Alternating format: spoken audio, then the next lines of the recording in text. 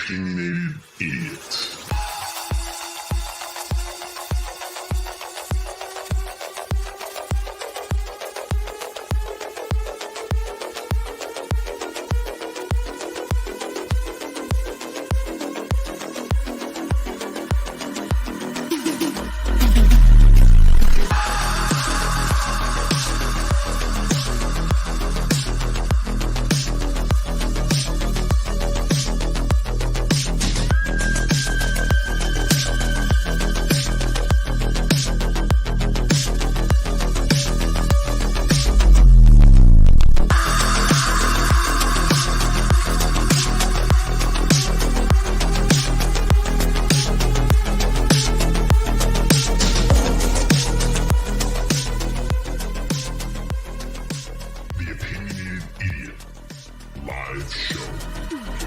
Good Tuesday evening. Welcome back to another edition of the Opinionated Idiot YouTube live show. I am your host, Brian. I hope everybody is doing well. It is April 18, 2023. I want to welcome everybody into the chat. I will get into why I am here this evening before the show starts. I am not lying.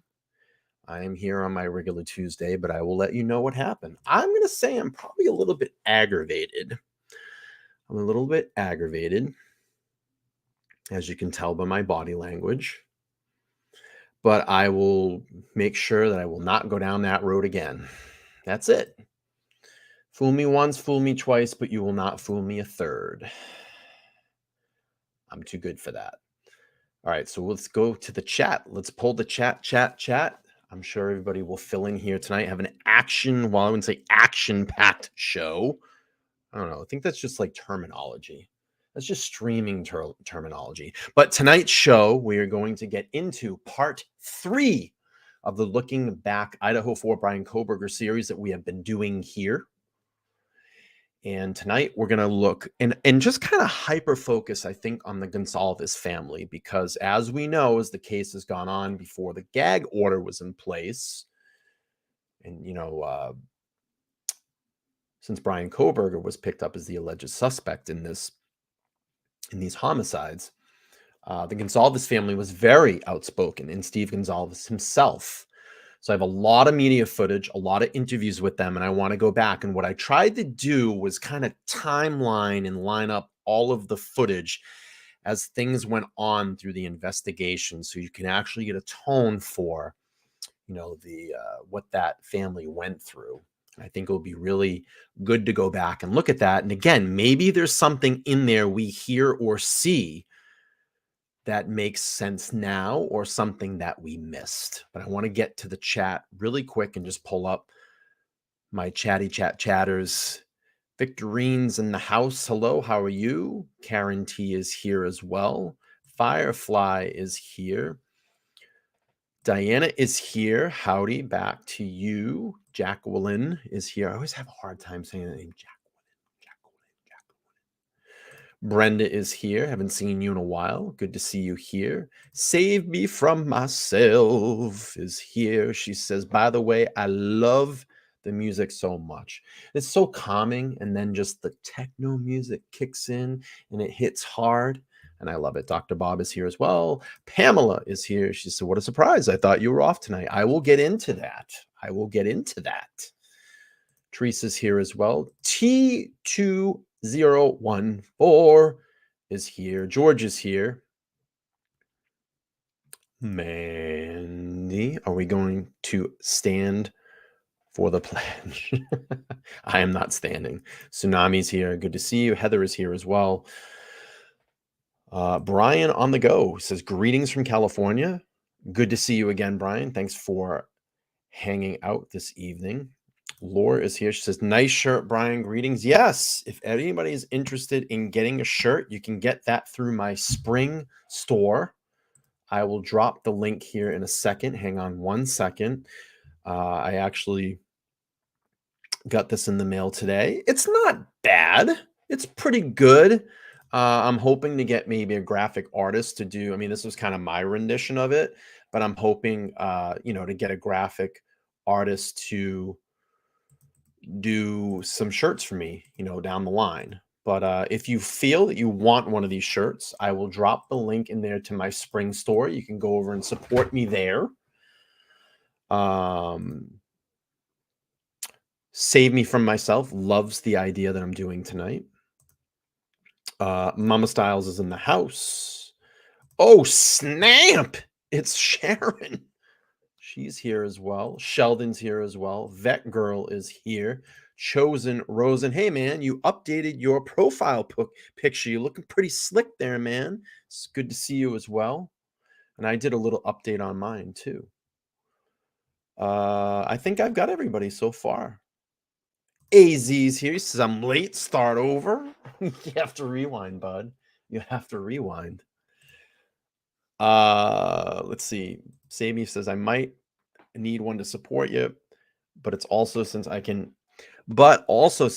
also be a bit of an opinionated idiot. There you go. And I promise I'm going to get those wristbands made up soon. I'm just waiting for my YouTube money payout. It should be here in a couple of days, and then we're going to get the wristbands ordered, and I'll have those for sale as well. Probably just a couple of bucks on those. Nothing too crazy, just to pay for the band and the self. I'm going to probably send them out myself just to save all the confusion, with like ordering and stuff like that. So Shay is here as well. Says, good to see you on Drunk Turkey. They didn't get too drunk. Yeah, I love them. They're such great guys. I hope to do something with them again soon. All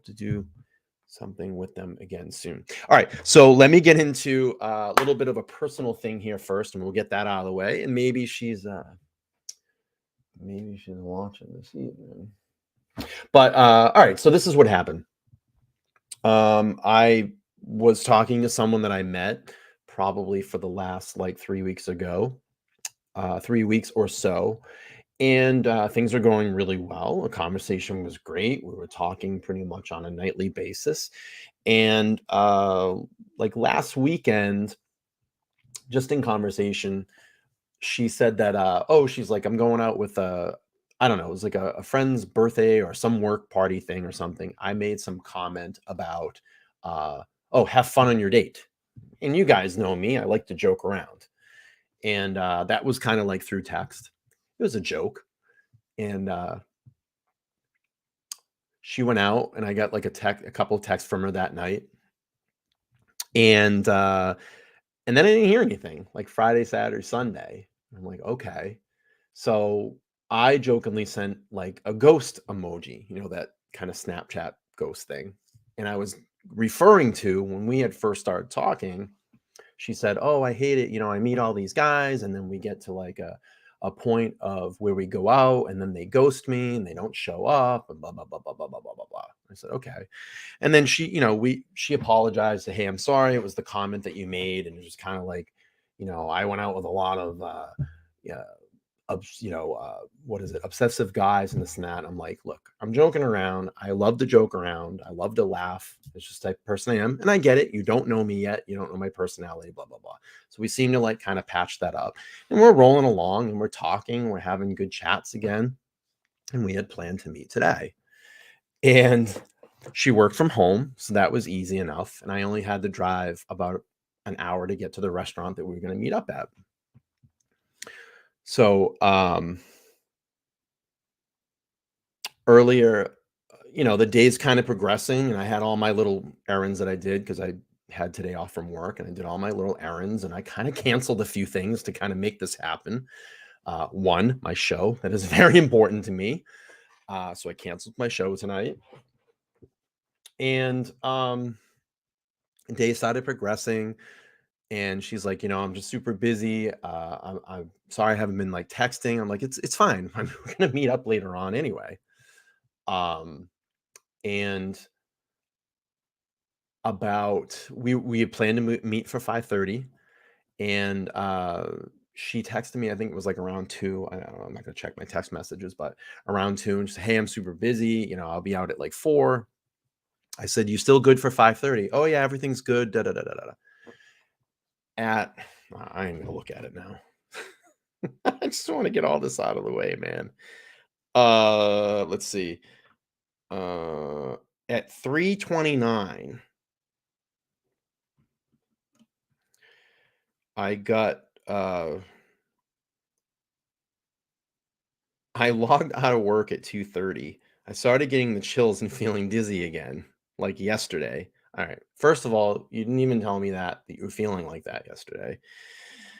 I don't want you to think that I'm making up something that I'm going to nap till 4 and see how I feel. I'm hoping I'm just cold. Well, right there, I already knew that that's the sign that she's not going to meet up. So I had said, why don't you do this? Just take care of yourself and we'll meet up at another time. That basically is like you've completely wasted my time. The first time you took off, now it's the second time you can't meet. And then I get I'm gonna jump in the tub type of thing. So I don't respond, about an hour goes by, and then I get the text of, so you hate me. No, I don't hate you. I'm just annoyed that you wasted my time and that I'm a willing participant in meeting. And this is what happens. This is why I don't date. This is why I don't date because I vest time in you. I invest time in you and I cancel things for you. And now it's like you're going to come back with this, like, so you hate me crap. No, I don't hate you. I'm annoyed. And now we probably will never go out. And I'm basically done talking to you because you are like, you haven't even gone out with me yet and you're playing games already. And I don't have time for that. I'm too mature for that shit. So I don't chase people. That's it. You had your chance. I will not reach out to you anymore. So that's why I'm here tonight. Yeah, right here. Richard said it. Meeting people online is, yeah, fill in the blank. Fill in the blank. I don't understand these people that get on the, look at, I'm sure there's some single people here in the audience. I'm sure we use dating apps and stuff like that. It's kind of the way of the world now because no one goes out and actually meets anybody. But I honestly feel like this, and I don't know if any of these other single people out there experience this on these dating apps too. I feel like sometimes people use these things as a way to fill gaps in their day, to have that mental stimulation, but actually not go out and meet someone. So it's like, oh, he's texting me, he's interested in me, and it's this thing that spikes that dopamine, and then it like gets around to the time to actually go out and physically meet this person. It's this excuse and that excuse and this excuse and that excuse. It's all bullshit. I don't have time for it. And that's why I would rather be home and be doing my show with all of you. So that's it. Can't stop, won't stop. We got business to take care of here. We got a channel to grow. So if you're not going to go along for the ride, fuck it. See you later. Victorine says dopamine. Yes. Pamela says, I've been married 23 years. It seems so much harder nowadays. I feel for you. Yeah, man. And let's get, I think I have a lot of things going for me. I do. I have a very good, successful career outside of here. I don't have any major debt. My car is paid for. I have a nice roof over my head. I have an awesome business venture that I'm into right now, in creating this channel and a community. I have a lot of positive things. I'm not a bad looking person, I'm not trying to be a prick in that sense, but like what the hell? I take care of myself. I don't drink. I don't smoke. I don't do drugs. I don't do bad things and get arrested or anything like that. I don't have kids. You know what I mean? Like there's no what they call baggage. So anyway, there's my poster. So if any my dating profile. So if anybody wants to send any single women my way, please do. But yeah, I know. She said, Manny says, you need a woman who can talk on the phone. And me, this is the thing. We talk on the phone for hours, 2 hours, 3 hours. You know what I mean? It's not a problem of that. It's not a problem of communication. It's the problem when these people get to the point that they go to meet you and they have all this fucking anxiety or something like that. Dude, you need to just go out and meet someone. Like, it's either going to work or it's not going to work. Stop wasting people's time. It's annoying. It's super annoying. It's super annoying. I know it's not my fault. I know. I know. Diana says I'm a rare bird. It's just stupid, man. It's just stupid. But I listen, I wanted to kind of just open up the show a little bit with some, I listen, we're all getting to know each other a little bit more. Maybe I should do some dating shows. Maybe I should start like a dating site. I'm not angry. I just move on. Like, my whole thing is this. I was involved with a girl about 10 years ago now. And this is kind of a crazy story. She was like my 8th grade girlfriend. And of course, the most popular girl in junior high, and everybody wanted her and everybody wanted to go with her. Well, I had the opportunity, and I was the one that took her to the 8th grade dance, And after that dance, she broke my heart and fucked me over. And and then we lost touch of each other for about 18 years.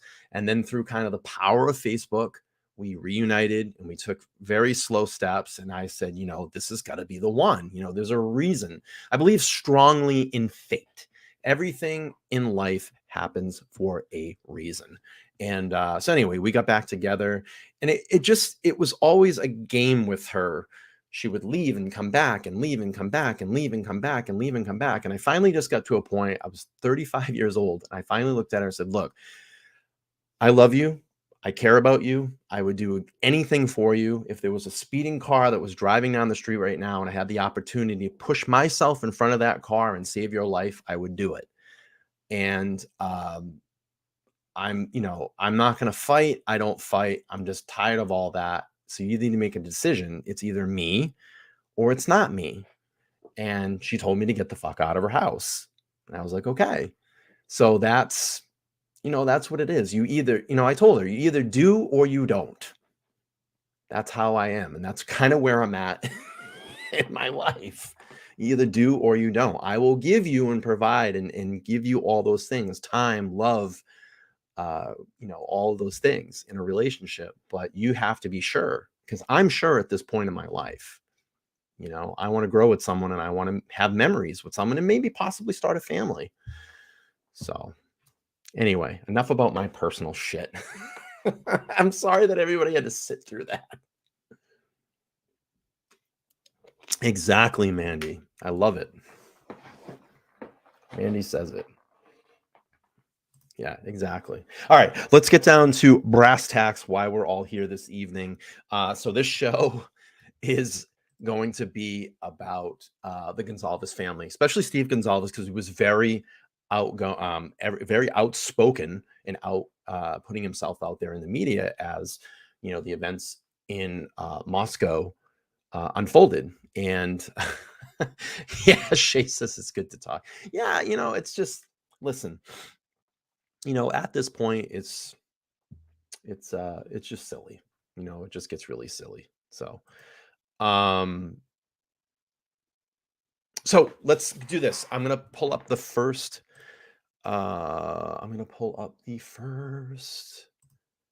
video that I have so the first video that I'm going to play goes back 5 months ago, and this is from the Latah, like Utah, Latah County coroner says all four students killed near the university were victims. And I want to play this little bit of this interview, and we'll pick up from there, and then we'll just continue with the theme of the Gonsalves family this evening. Let's play this. MABB. Plug in my earphones. And like I said, let's listen and see if we hear anything that sounds strange or we see anything, something like that.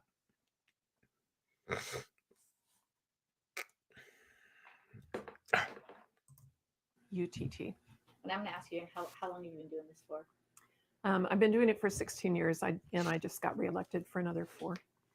So what is it that, or I guess, when did you get the call? Thanks, DM. I appreciate you. I got the call just a few minutes after noon that there were 4 homicides, but I didn't go to the scene because of law enforcement doing their investigation first. So I didn't actually go to the scene until about 5 or 5:30. Can you walk us through, like, for our viewers, kind of the process between when police show up and then you guys getting the bodies and doing your examinations? Sure. Well, law enforcement goes through and looks for any evidence, takes videos and pictures of everything in there, and they'll start talking with people. So I don't really need to be there for that. They can't move the bodies. I mean, the bodies have to stay as they were until the coroner gets there. So those are really that's what my job is, to look at the bodies. As a coroner, do you guys do the autopsies and all that? No, we some do if they're an actual medical examiner, but we have forensic pathologists and we contract with Spokane to do that. So in your experience, what is it that you saw when you showed up? Well, there was a lot of blood. It's a very sad scene with 4 murdered college students. You're rolling all 4 deaths on the sides? Yes. Okay. And can you give us the manner of death? Yeah. I believe that the press release was that they were from a sharp object. So stabbings. Yeah, I will know more after the autopsies tomorrow. And do you believe this could be like a murder suicide or? No, they're 4 homicides. 4 homicides. Okay. And when it comes to doing the investigation post autopsy, that falls on you, correct? Yes, it's my job to determine the manner and mechanism of death. And then I know with toxicology results, there can often be, in Washington, a delay. So do you have any idea how long it could take, if those were relevant, to get any type of results back on that? Well, the toxicology reports, right, they usually take 4 to 6 weeks, sometimes longer. But they might, I don't think they're going to be relevant in the actual manner or cause of death. It's a little silly. Do we know how? I'm going to pause that really quick.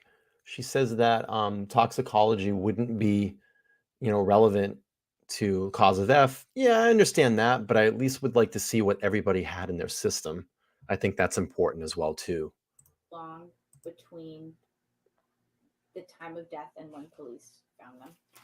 Okay, let's back this up because this is an important piece of information. Or cause of death.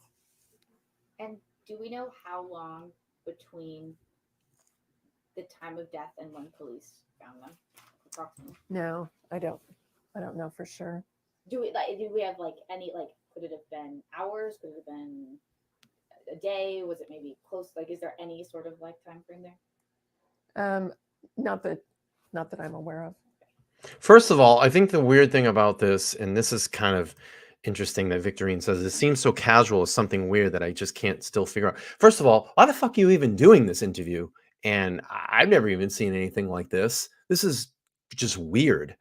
I don't know if this is just a small media organization. Yeah, it's from Krem 2, which is their local station out there. So maybe this was B-roll type of footage that they were inserting into an actual news story itself. But this is just even strange that they would be out doing something like this. And you said the scene was really difficult. I mean, is this something you've had to deal with before in Moscow? Since I've been coroner, there have been at least 2 other multiple homicide scenes that I've been involved in. So.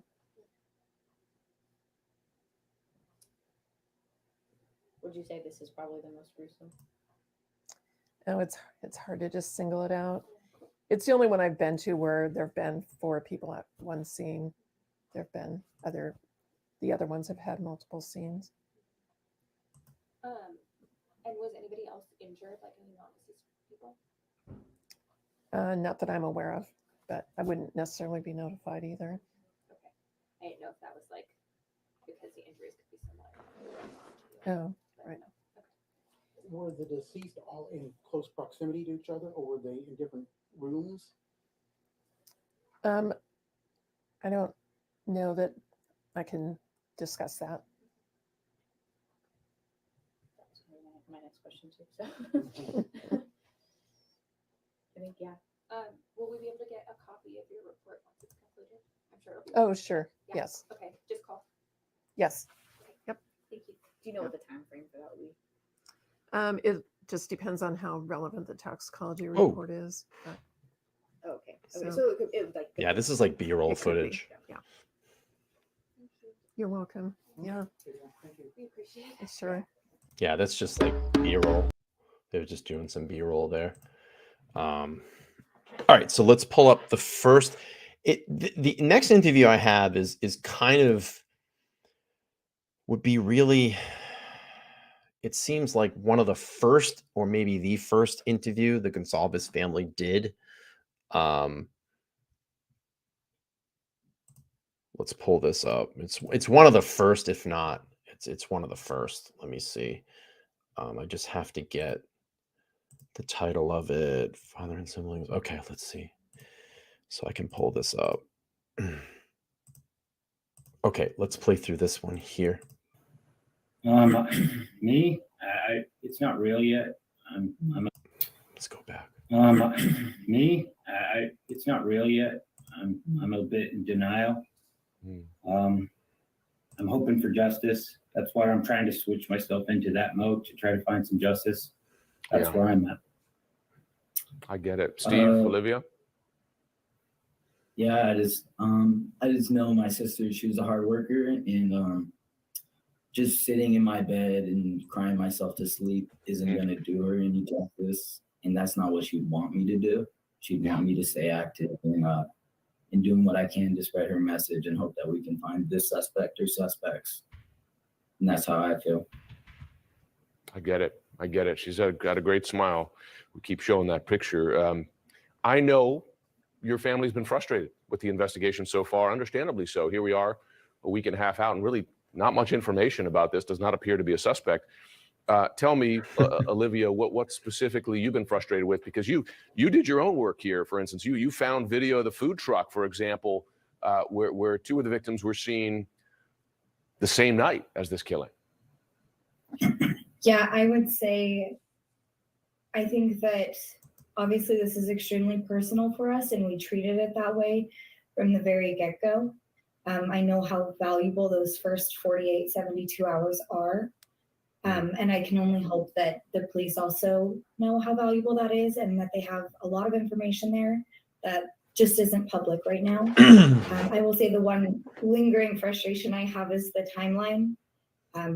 I know it's semantics, but my sisters got home at 1:56. It wasn't 1:45. I know it might not seem significant, but when we're looking for camera, when we're looking for dash footage, when we're looking for any of those things, I do feel it is valuable, and they did get home at 1:56. It was not 1:45. Right. Well, there's one detail there.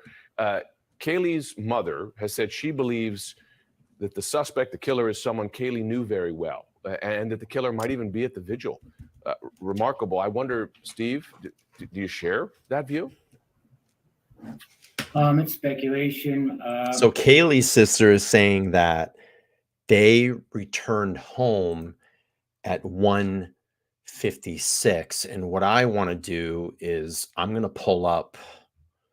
Hang on one second. I just want to see what's the easiest that I can look at. I'm not going to pull the PCA because that's going to take forever to go through. I want the King Road virtual tour. Let's look through here really quick. I'm going to just pause this for a second. Hang on. I just want to see what's on the document, the timeline. Hang on one second.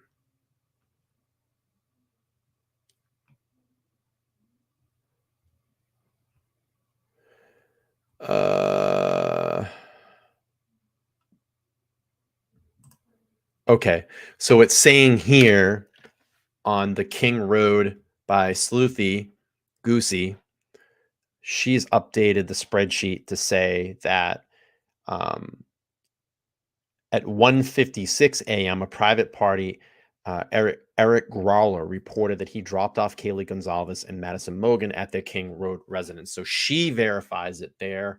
So she went back and verified that information. My daughter was very popular. It seemed like everyone that I talked to said she knew everyone. They had parties. They were college kids. They were about to graduate. Yeah. So somebody could have partied in the house and got an idea or got the confidence to pull that off. It's interesting that Steve said that. Steve, this question of a stalker, and I'm very conscious with this story of how many rumors have been circulating, and a lot of those rumors turn out to not be true. But Stephen, this discussion of the possibility she may have had a stalker, have police been able to? If you all could do me a favor, we've got 39 upvotes. There's 73 people watching. If you could all just take a moment, it's free to do it. If you could just go down there and hit the upvote button or smash that like button, is what we like to say in here. It helps push the stream out in the algorithm so we can get a bigger audience in here. I really would appreciate it. It's free to hit up, or not. They seem to be Thank knocking you. that down. Yeah, it seems to be knocked down. Obviously, any of that information would be new to us as well. Kaylee FaceTimed me. She didn't call or text. She FaceTimed me for literally hours, almost every single day. And she was extremely cautious. She was very vigilant. I think that she really would have noticed something, and she would have said it to us. She wasn't, scared to get us involved in her life in any capacity like that. I know you're frustrated with how much and how information, developments in the investigation are being shared with the public. Are they sharing anything with you that they're not sharing publicly, in light of the fact that this was your sister, this was your daughter? I'm not getting anything. They're not sharing much with me. I know that there's a separation in duties there. They do have the FBI now, so I don't know how much the individuals that I'm talking with, which are the local, are actually exercising their different jurisdictions. I think they might not know a lot because, they have briefings, and if they haven't had a briefing, they probably don't know exactly what's going on. Are they contacting you at all? Are they keeping you updated more than they are, say, on the website or with these press briefings? To be honest, they're not. I mean, yesterday I asked about the stalker question and they couldn't confirm anything. And then today I hear that they're reaching out to the community saying that there's a stalker involved. So I don't know what to make of that. It's a lot of. Sorry, go ahead, Steve. Purposely, they're just so vague with everything that they say, and then they slowly peel it back layer until you find the real story. It all started with a sharp-edged weapon. What was the use in telling the community that a sharp-edged weapon was used instead of just coming out and telling? I agree, Mama. And listen, I know that Steve got a lot of shit for a lot of weird reasons. I don't know why, from the public. Listen, if my daughter was killed, brutally murdered, I would be out there advocating too. I would be very frustrated at law enforcement if they weren't updating me or giving me any type of information. And you can see it here. He's clearly frustrated at this point. They're only a week and a half out right now from when the murders first happened, and you can clearly see him. It's a lot of sleepless nights. And I don't know why he got a lot of shit, but hey, if it was my daughter, I'd be screaming too. Because he got shit because he was very critical of the Moscow Police Department. Yes, that it was a knife from the beginning. I don't understand the purposeness of being so vague. You're not holding the integrity of the case together by not telling anybody anything. I understand you have frustrations for how police and investigators have handled the crime scene. What are those frustrations specifically? Well, they expanded it, and there was volunteers that walked around, and they disclosed that they were looking and found different things. So, they did share with me that may have more to do with keeping cameras out than it actually does with evidence gathering. So I hope that is indeed the case, because it would be pretty disheartening a week later to know that they didn't have the right crime scene. One of the mother of one of the surviving roommates, so reminding our viewers, there were two roommates who were upstairs and survived this, told a reporter that those roommates heard something that night. Have you been told? Have you heard from sharing with other relatives of the other victims what that was exactly? No, I would say for us that we did hear those rumors, but right now we can only leave it at that. None of that has ever been confirmed to us. We have not spoke with the roommates. Yeah. The surviving roommates, and they were downstairs, just to clarify that for you, sir. Okay, downstairs, right, on a different floor from where it appears where the murders took place.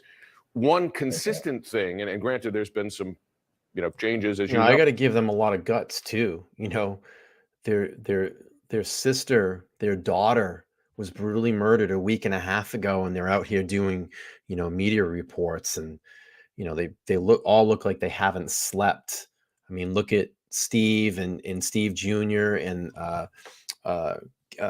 Kaylee's sister, and I'm sorry, her name slipped my mind right now, but I mean, they have bags and rings under their eyes. They haven't slept, and it's very difficult. I'm sure it's very difficult. I wouldn't want to go through that. Note in how the police have described this, one consistent descriptor has been that the attack was targeted. Do you know if police believe one person in the house was the target of this attack, or all four?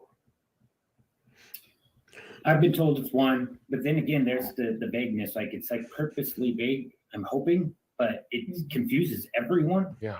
Because nobody knows what that really means, other than maybe somebody had a different kind of attack footprint. Mm-hmm. Yeah. So, I feel like we just want some more.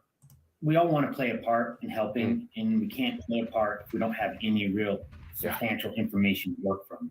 Yeah, I get it. You want to help. I mean, Olivia, you found video that has been helpful in this investigation. I'm sure you do want to help. Has anyone indicated to you that if it was indeed one person targeted, was Kaylee the target? Has anybody shared that with you? They won't confirm who that was to us. The police, that is. We've heard the rumors that that's the case, but it's just a rumor at this point. Tons and tons of rumors, but nothing from the police. And I'll say, I think a lot of those rumors do stem from all of the vagueness, and it's human nature to want answers. It's human nature to kind of put forth a theory so that you can even comprehend it in your brain. And so I think that's how we're getting all of some of these really, really off the wall theories, and some of these theories like Kaylee had a stalker, that even we're sitting here scratching our heads saying, no, it couldn't be. If it was, it would be news to us. I am sure it is frustrating. Your family has been very outspoken in support of Jack. He's Kaylee's ex-boyfriend. And on the Moscow police website, he is not listed, notably, as someone who has been cleared in the investigation. To your knowledge, is that significant? No, I don't personally think so, because I think that there's the entire rest of the world that's also not on that list of people who have been cleared, right? Including Maddie's boyfriend, including any associates of Xana or Ethan that might not be involved. I don't find that significant at all. And there were a number of phone calls to him that night, and you say that would have been typical behavior for Kaylee, that she often would call friends, folks, for a whole bunch of things. At any time, multiple times, until I would pick up at 3 a.m. and be like, Kaylee, what? Yeah. That's some of the last footage of her at that food court. She's on her phone 24/7 filming the whole thing. So she lived on that phone. So it sounds like you're saying that the delays here in sharing information, the delays in, well, frankly, making more progress on the investigation, mean the police have lost their best opportunity, right? I think, Olivia, you were saying that those early hours and days are key. That's when you can make real progress. Do you believe that they've missed their best chance here, or may have? Not only is that's just not a matter of opinion, that's a matter of fact. If you look statistically at homicide cases, those first 10 days are so incredibly important. First 48. They determine almost 9 out of 10 times, I believe it was. The first 48 are the most important in an investigation. If you find a suspect. So that's not very encouraging to hear, that they want to cast this wide net of suspects now, and people we know have no involvement. Ramadan looks different. All right, that's the end of that interview there. Let's keep rolling through. I'm going to keep them in order. I've tried to, as they gave interviews, it'd be a couple weeks, and we'll just keep playing through this theme. American, welcome to this special edition of Cross Country on location in Moscow, Idaho. Tonight we remember Ethan, Xana, Kaylee, and Maddie. Life just getting started, cut short by a still unnamed criminal. It's been about 2 weeks since the University of Idaho students were stabbed to death in their beds while they slept in that home right behind me. This gruesome attack has shattered peace of mind here in Moscow. God, I hope I don't get whacked. In a town for that never used to lock music. their doors, locksmiths are now being... I'm just gonna go right to the interview with Steve because this music, I'm probably gonna get whacked for it. Well, we just had a vacation. Law enforcement told me that they were going to drop off a little bit and not to expect the same type of communication that I had gotten before. They passed it on to another person. So basically, long story short, it was Wednesday, 5 p.m. was the last time that they reached out to me. I think it's, I just want to bring this up. Victorine says, I love watching the early videos so much so we can reflect on after knowing what we know now. I think it's very important. I think it was very important to go back to this, to review. And like I said, I think it's important to go back because there may be things that we hear or maybe things we see that may be different in, just like she said, what we know now and what we didn't know then. Yeah, so if anybody is a paid member, I dropped on the community tab on my homepage. We do have a Discord now. You can go in there. It's a chat for paid members only. And I'll keep refreshing that as we go along. But the link is in the community board. Only members will see that link. You can go in there. And if you want to join the Discord, just become a member. And then you'll be able to go to the community page, click on that Discord link, and get into the private chat. You can do memberships down below. Just hit the join button. And my memberships are literally start at $2. It's less than a cup of coffee. So we have a new member that wants to be recognized here. And just real quick, I just want to pull this up quick.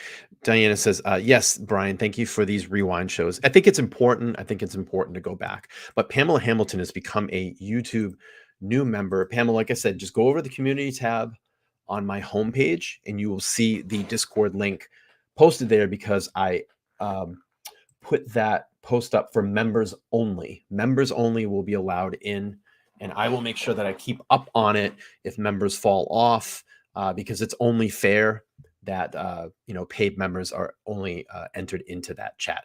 So let's do this like we always do.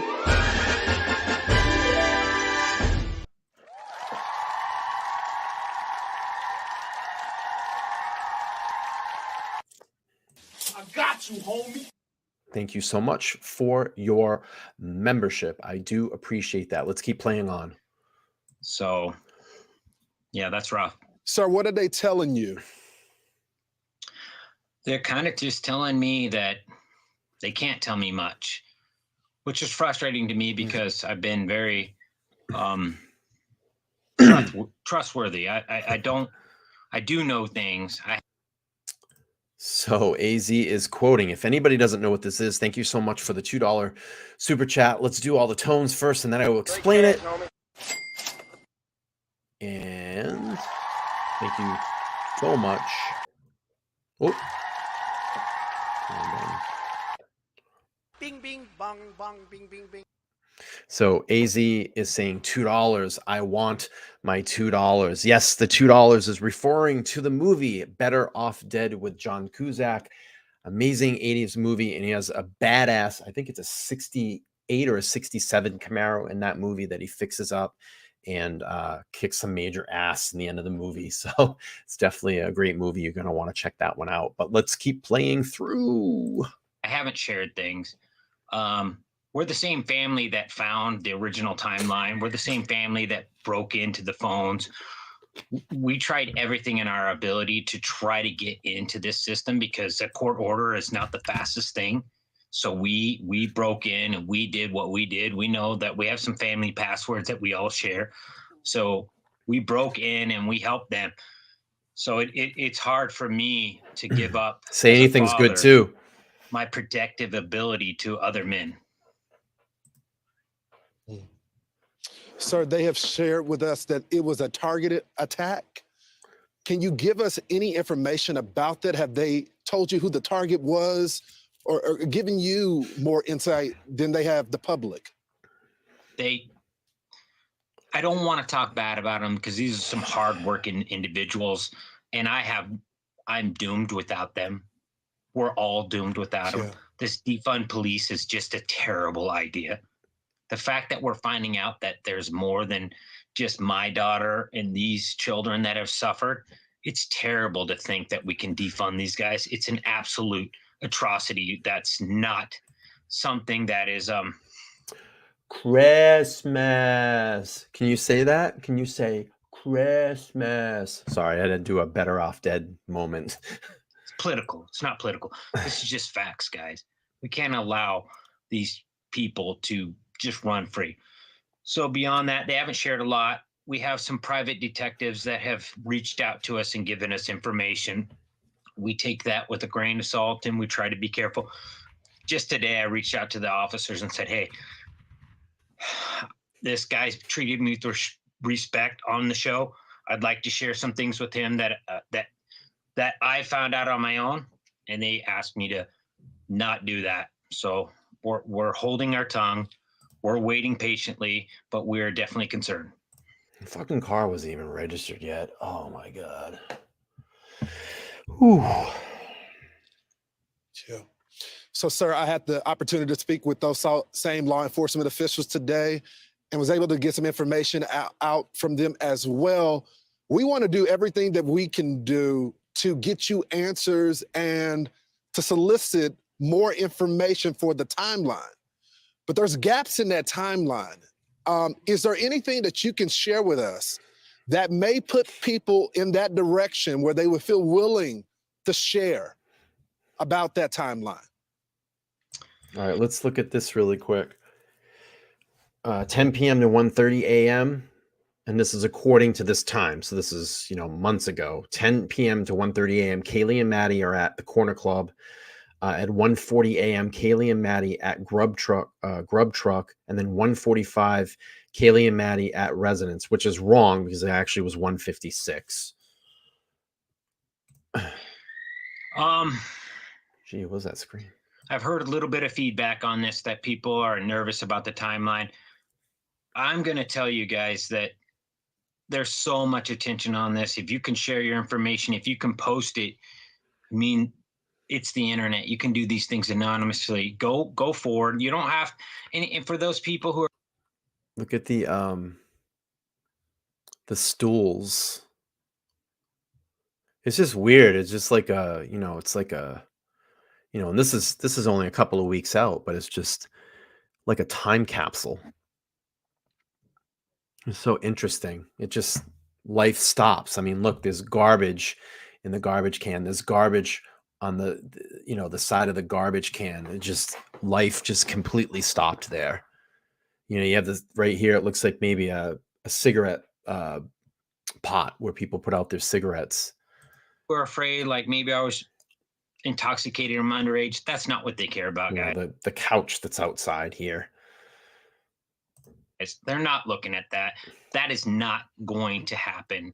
So give your information, give out that picture, that image, that video, that selfie, whatever it is, give it out and know.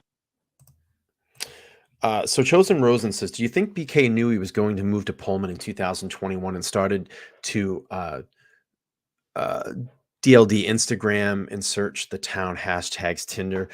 I have a feeling yes. And the reason that I think that is because if you go back and look at, and we've talked about this in previous streams, of all the social media contacts, emails, search histories, some of those, they're going back even a year and looking at all of that information. They want to see if this guy was scouting the area. They want to see all of the activity from all of the victims in that as well. And I do plan on doing a refresher show on the PCA, and I think on a lot of the search warrants. I think that's important to go over that information again too, because like I said, you look over a document once or twice, you read through it, and then you go a couple of weeks or a couple of months ahead, and then when you go back to look at it again, there's something in there that you may have missed. or something comes up. And sometimes it's just right under your nose that whole time, maybe a new angle or something that we didn't see before. So yes, I do think that he did. There's zero chance that they're coming to you for, ruining your career or your anything along those lines. They're just looking for data right now. And you could be the key. You might be something that has been overlooked. So I just implore people to come forward, especially when you're even close to that timeline, because technology is the only thing that doesn't lie, really. It's just data. And then we can analyze it as a society and determine what it is, but it doesn't lie. It's just simply data. So it's better than an eyewitness. It's better than anything that we can produce. It's right up there with DNA. And I just implore you, sometimes even if you think that selfie has nothing in the background, maybe there's a car that should be there, that somebody said in their alibi, I parked right here next to this tree. And then there's that tree and your car's not there. Steve, we're going to put that number on the screen for people to call. Thank you. Give any information. Sir, thank you so much for coming on the program. Keep us posted on what's going on in this investigation. We'll continue to follow it. Thanks again. All right, so let's pull up the next interview. This one's going to be from 3 weeks out. All right, let's go, guys. Let's pull through it. Of cross country in Moscow, Idaho. Moscow. Tonight, we are in front of the Moscow Police Department, and you may be asking why. It's been about 3 weeks since the horrific stabbing death of 4 college students at the University of Idaho. 3 weeks since we lost Zayna, Maddie, Kaylee, and I'm going to fast forward past 3 this one. I weeks get since whacked police with the have music, no guys. Sorry. suspect.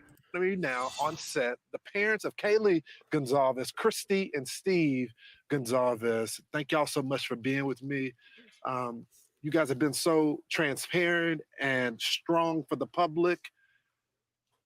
Christy, you called the person that did this the boogeyman. Yeah. What did you mean by that? It's literally. Now, just to let everybody know, this is an interview from 3 weeks out. So 3 weeks has passed at this point. And you can see the desperation already on their faces to know who did this. Like what nightmares are made of. Like when you're a little kid and you think of the boogeyman, that's just how I feel. Like that's just the horrific details of everything. Them just having a good time, going home and going to bed, and this happening to them. Your best friend crawling into bed. Just crawling in bed. Every and girl the in boogeyman America comes. knows what that's The like. boogeyman doesn't, meet you at McDonald's. I mean, the boogeyman comes and snatches you out of your bedroom. Steve, we've been talking. I've been talking to folks in the community. You said something that stuck with me. You said, until this person is caught, you can't sleep in your bed. No, I can't just lay in my bed and do nothing. That's not the way I raised my family. That's not the way I raised my girls and my son. You don't be a victim. You stand up for yourself and you do everything in your power to make sure people hear you. That's right. They're gonna hear Kaylee. They're gonna hear Maddie. They're gonna hear these. The other two as well. Yes. I'm careful saying anything about them because I need to be careful because I can't speak on somebody else's child. But these 2 girls, I'm not trying to be a glory hound, but these 2 girls, I'm going to do what I can do. And we're not being victims. We're going to fight. We're going to figure out how to make sure that we hold everybody, accountable and we keep eyes and attention on this and get this thing resolved. Steve, you have made it very clear to our audience that you are supportive of law enforcement. You support the investigation. But recently, I've been watching and talking with you, and you're getting frustrated. What does that frustration come from, sir? They put certain people between you and the officers that are making things happen. And those people are like lawyers and they don't want to say anything. And they don't have the guts to come up and be alpha and be like leaders and say, hey, we might say something that's wrong. We're going to take that hit. So the officers, they look me straight in their eyes. The lead detective looked me in his eyes. I have no doubt he's working as hard as he can. But somebody isn't communicating. There's nothing being released. It seems like they're trying to suppress the story. We want to put rewards out there. Like, don't do that. Yeah, I get it. Your town doesn't want to have reward posters posted all over when you come and you do your rush. You're not going to get a lot of students if they see those things. But this community is not going to heal until this guy's pulled off the streets. It ain't going to happen. Think it through. It's not going to happen. He has to be off the streets. We all are working for the same thing. Yeah, it's When was the last time y'all heard from the police? Thursday, we looked at our phone records. We want to be accurate. We don't want to sell anyone out. about 3 o'clock on Thursday. And did y'all get an update from the police about the investigation? There was nothing. We have no updates for you. There was no update. They needed me to sign a waiver form so that they could investigate something. Some mail. Yeah, that it'd be was great. mail related. So we're working with them. We're not selling them out. We love our law support. The FBI, everybody that's here. We just have no information as family, and it's tough day after day after day. I mean, every day you just wake up and think today's the day. We're going to hear something, and you see these, oh, there's a break in the case, and it'll just be something stupid. The sixth person on the lease that was never there. Stop playing games. This is serious. These are people's lives, and this is the future of this community. There's going to be 10,000, 15,000 kids that come into this community.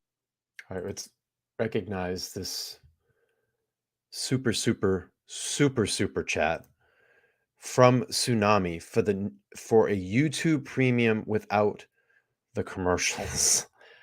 I will get that in order, sir, with your donation. Thank you so much. That's so very kind of you to do that. I do appreciate that. I will sign up for YouTube premium tomorrow.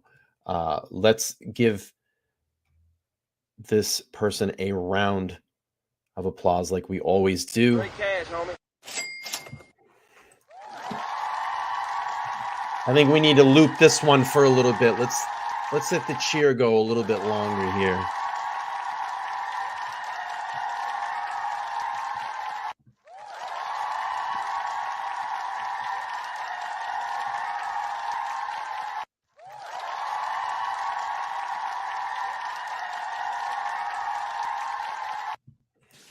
Thank you so much.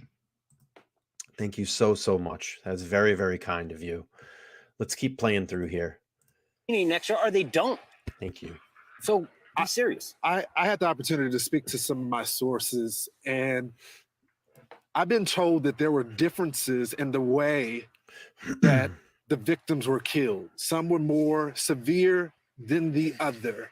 And this week we heard the target attack walk back and then reverse it back to it being a target attack. What can you tell us about the targeted attack? They have told us that it was targeted, but they told us they can't tell who. We asked specifically, and they said, we'll try to get that information to you. And they got back to us a day or so later, and they said, we're sorry, we can't give you that information. But then a day later, we saw in the news that it was not targeted, or they think the whole house was targeted. But I'll cut to the chase. Yeah. Their means of death don't match. Maddie's They don't. and Kaylee's cause of death, it does not match based on the autopsy report. All right, I want to rewind that. Let's listen to that little bit of a segment again, okay? I really want to go back and listen to that. So let's go back here.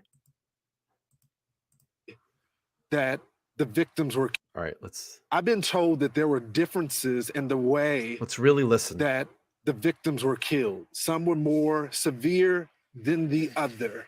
And this week we heard. Now, here's something that I just picked up on body language. And this is why I asked this, because I knew this video was coming up. And this is why I asked this at the top. I asked, I think the target was, I have 71%, 38 votes said Maddie, 29% Kaylee. Watch Steve's body language when they asked the question about targeted attacks. He's almost given it away that Kaylee received the brunt of it. And that's why I still think this is Kaylee. Let's watch this. Watch, he kind of breathes in. All right, let's watch for that. That there were differences in the way that the victims were killed. Some were more severe Right there. than the other. See? And this week we heard the Look, let's go that back. the victims were killed. Some were more severe than the other. And this week we heard See? the target attack walk back and then reverse it back to it being Let's a go back target one more than time. the other. Right And there. the victims were killed. Some were more severe than the other. And this week we heard the target attack walk back hard. and then reverse He it back breathed to it being a in target deep. attack. What can you tell us about the targeted attack?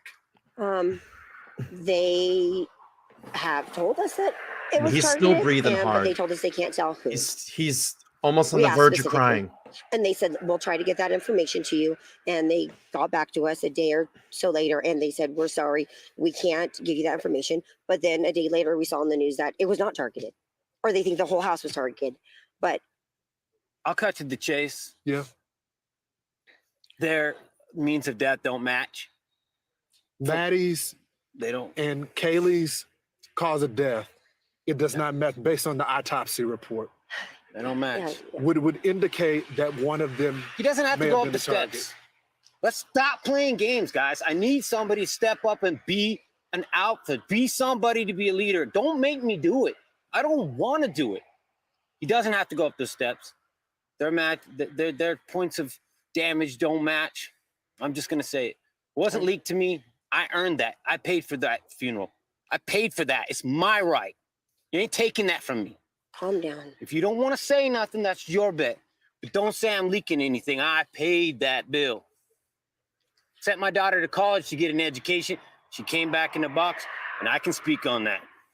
I was also told from sources that are closer to an investigation, because there was a lot of roommates in there. And this was horrific for those roommates that were there as well. Yeah. I'll be honest with you. I didn't think I was going to get emotional during this, but that just hit me pretty hard.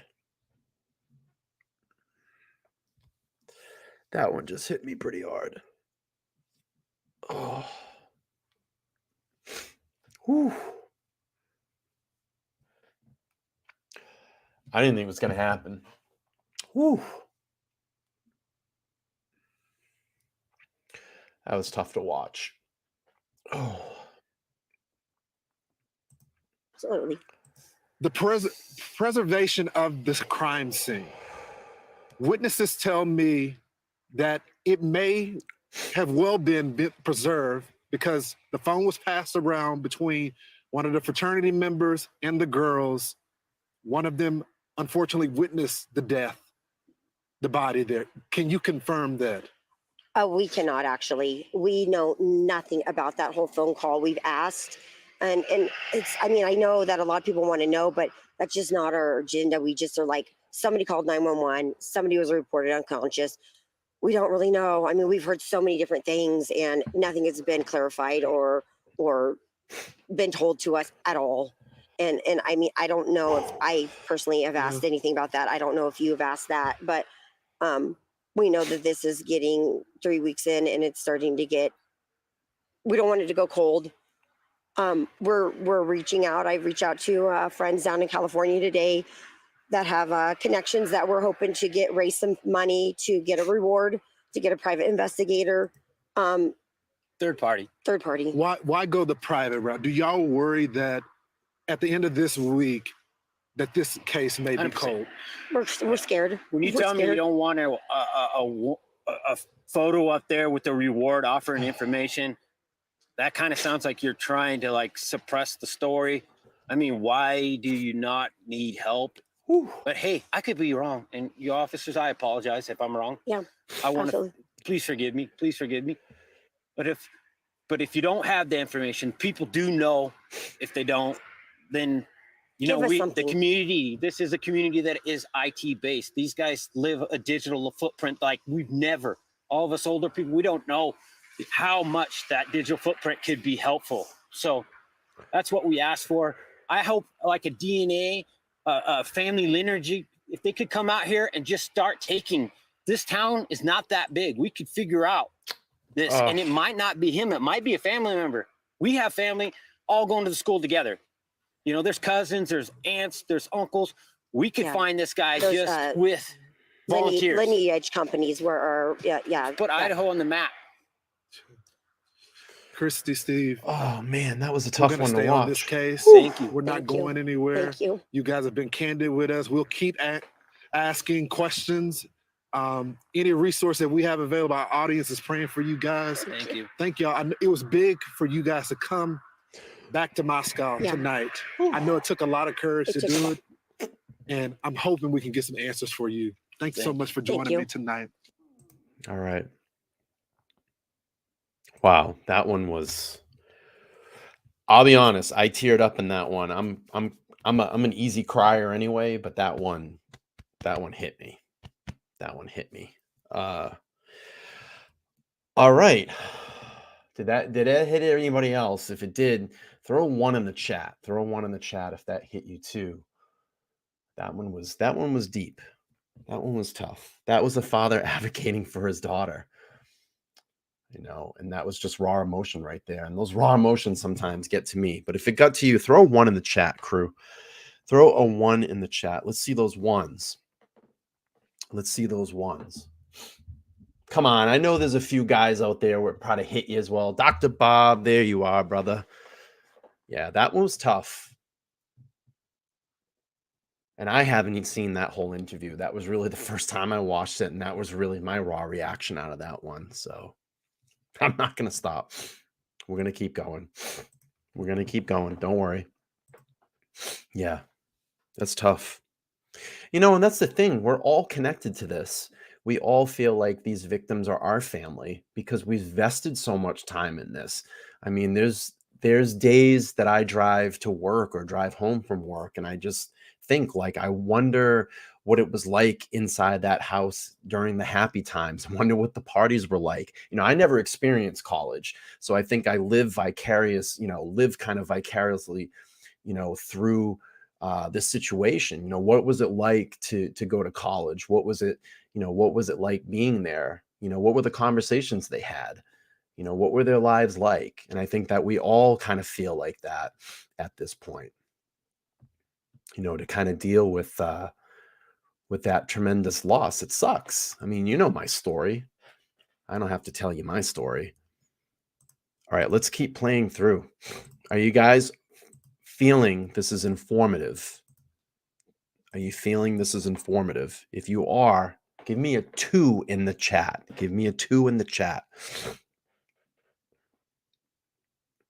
Before we go forward, I got 87 people watching. If just a few more of you could smash that like button, let's get to 100 likes this evening. I would appreciate it.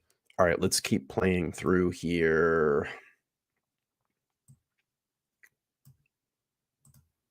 Okay, where was I?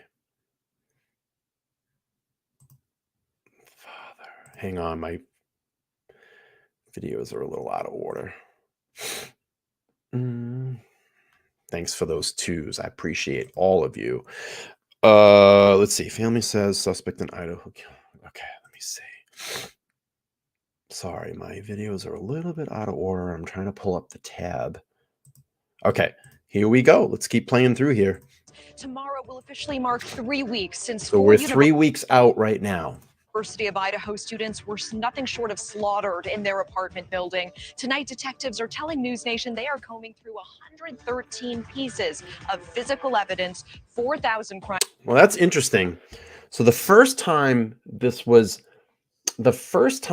reported by Fry, he said 103 pieces of evidence at King Road. Now it's being reported as 113, and we knew about the 4,000 photos.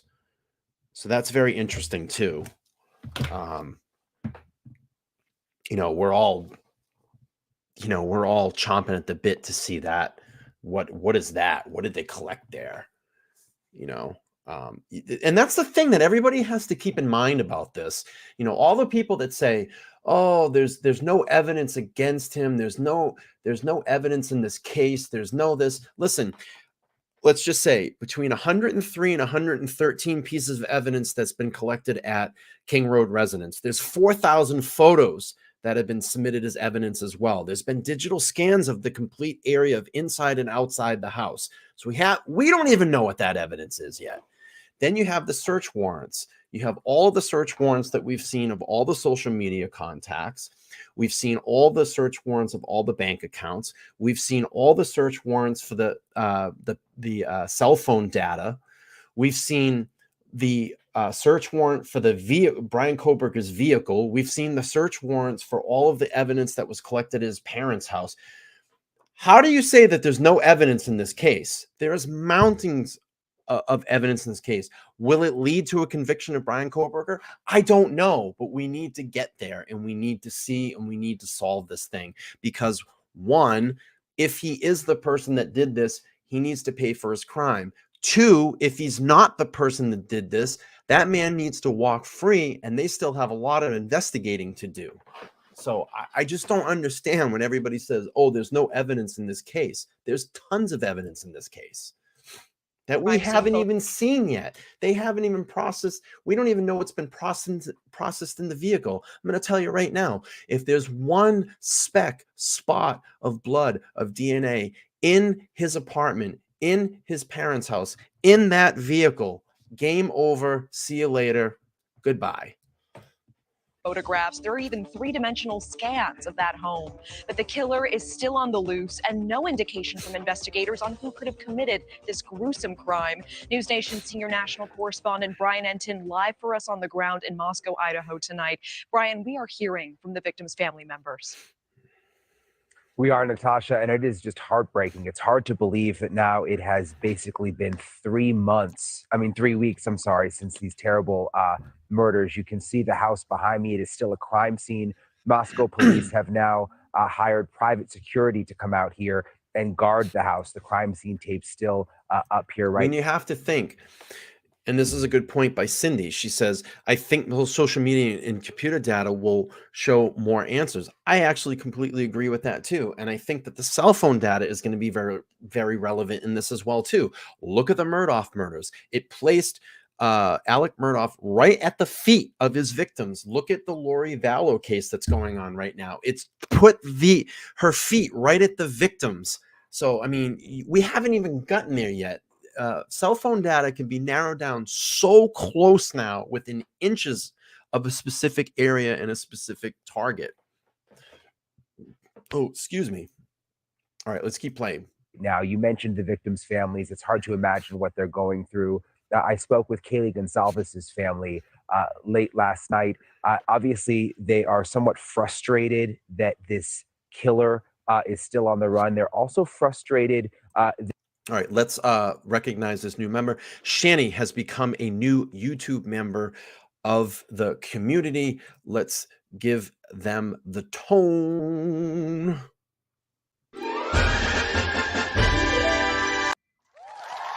Shani.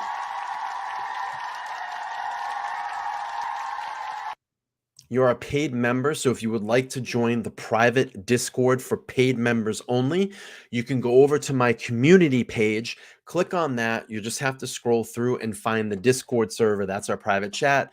Come on into the chat and you'll be able to chat along with us on after shows or in between shows as well too. So let's keep playing through. That so many people have been cleared already. They say they want to know the alibis, that police aren't sharing the alibis with them, and they want more information. Take a listen. Is anyone acting differently since the murders? I mean, is there anyone that you have a weird feeling about that the girls knew or that comes to mind? Yeah, I would say what I'll do tonight is I'm going to go to the community page and I'll just keep posting the Discord link for paid members only. And you'll be able to get that. So just check the community page. I'll keep bumping it every, like once a week. So when if you become a paid member, you can go in there and then I'll just keep track of it. If someone drops off the memberships, obviously, if you're not paying because it's a paid service, we'll just ask you to either become a member or we'll just move on from there. Not in the immediate circle by any means, but a few of the names that have been circulating around, I think it's hard not to kind of dig into this. And I don't know how much of that is just because we have so little information from law enforcement and how much of it really is, a sister or a father's intuition.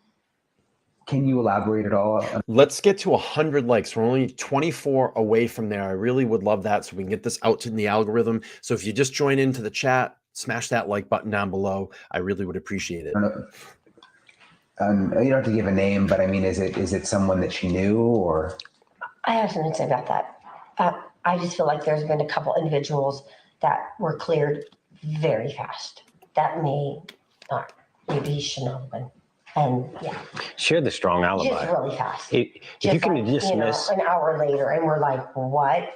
And I don't know. I don't know anything about those individuals. I just know they were people that, definitely should have been looked at. And I don't know what would prevent you from sharing somebody's alibi. Yeah, I think that's what we're struggling with. So it's like, we know what we know. We've, fought for Jack, Kaylee's boyfriend, and, we still stand that way. So I did just kind of want to clear that up while we're talking through this ambiguity that, that's not what we're honing in on here. We don't want to make more victims out of innocent people. Exactly. We definitely don't want to do that. So you heard from Kaylee's family there that they want more information from police. A similar message from Xana Kernodle's mother. Ashley Banfield spoke with her the first time she's spoken out. It was on Banfield last night. She had something very interesting to say, Natasha, that Xana's father was actually at the house a week prior to the murders, changing a door lock. Listen to that exclusive interview. Her father mentioned to me that he had just went and replaced the lock the weekend before. You said her father mentioned to you that they had replaced the lock? Yes. I just find it crazy, and I don't know, but I would think this is pretty routine, just of the activity in that area. I just, with as many cars that are out on that street,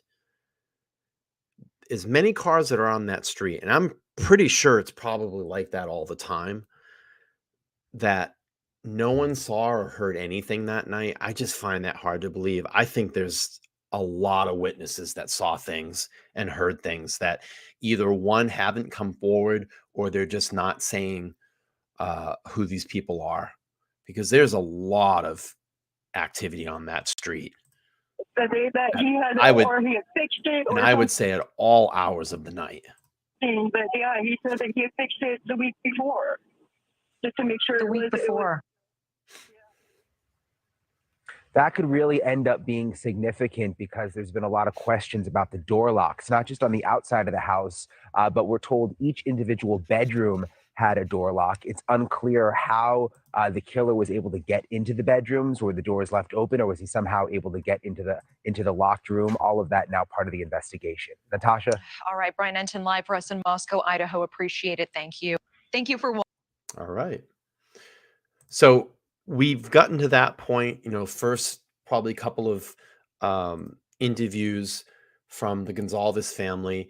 And now we're going to get into the report of the white Hyundai Elantra. This one's about a 2-minute snippet clip. For anybody new that's come in the chat, just smash that like button down. It's free to do it. We're just trying to get to 100 likes this evening. I really would appreciate it. All right, let's pull that up as well. Let's see. Moscow. I'm just trying to get my tabs correct. Sorry. I have a lot of tabs open. All right, let's play through this one. 22,000 registered 2011 to 2013 Hyundai Elantras, like the one pictured here. These are stock photos, but the car would look similar to this. A car like this is believed to have been near the home of the 4 U of I students when they were killed. They're also looking into this surveillance photo of a white car taken at a nearby gas station around the time the murders took place. Tonight, the family of one of the victims is asking anyone with surveillance video to turn it over to police before it's too late. Our Vanessa Perez explains why waiting any longer could lead to critical video evidence being lost. The clock is ticking, and the Gonsalves family says video surveillance could be erasing as more time goes by with the case unsolved. No matter how insignificant it may seem to you, it could help investigators crack the case. I want this person found so bad. A plea from parents desperate for answers to their daughter and the other victims' murders. The Gonsalves family fears video evidence could be disappearing. It's the community that can help. So we really feel like that's a very technology savvy generation in that town, all those college students. So that's an asset, and to not take advantage Who's of that cute? asset Me? seems pretty Or that naive. person behind The me? Gonsalves family says they want to do anything they can to help the investigation, but believe investigators could be missing the mark. Imagine if you're a parent and you have pertinent information to this, like that dog, and you're asking me to just shut up. I gotta get that. I'm going to find a microphone and I'm going to talk to it and I'm going to tell people.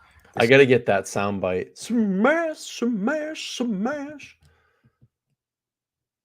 This is important. Whether it helps solve the case or not, how can you eat that? How could you suppress that? Something you know could help your child and help everyone in that house find justice. But you can't force them to ask you the question. Christy Gonsalves speaks about what she believes happened in the early morning hours of November 13th. And went in very methodical. Nika's asking, Bryan, will you replay the press conferences on your next live, please? If you're talking about Moscow police, I've already done those. You can go back to part 1 of this and rewatch it. We did like a 3-hour live stream. If that's what you're asking, I've already done those. Let's keep playing on. This clip is just about to end. I think he really thought it out. I think he was quick. I think it was quiet, and he got in and he got out. Refuses to let this be the new normal in Idaho. They say they won't stop until the killer is found. The Gonsalves family is having a celebration of life for Kaylee and Maddie at the Lake City Church in Coeur d'Alene, December 30th. Live in studio, Vanessa Perez, 4 News Now. Okay, real quick before we move on, I just want to take care of this. I'm going to drop this for Nika. Hang on 1 second. Fans, chat, what should I call you? Should I call you idiots? My idiots? Hang on, my idiots. Let's see. If you are interested in going back to the first one, this is part 1. If you missed that live show, okay, I'll drop the link for part 2.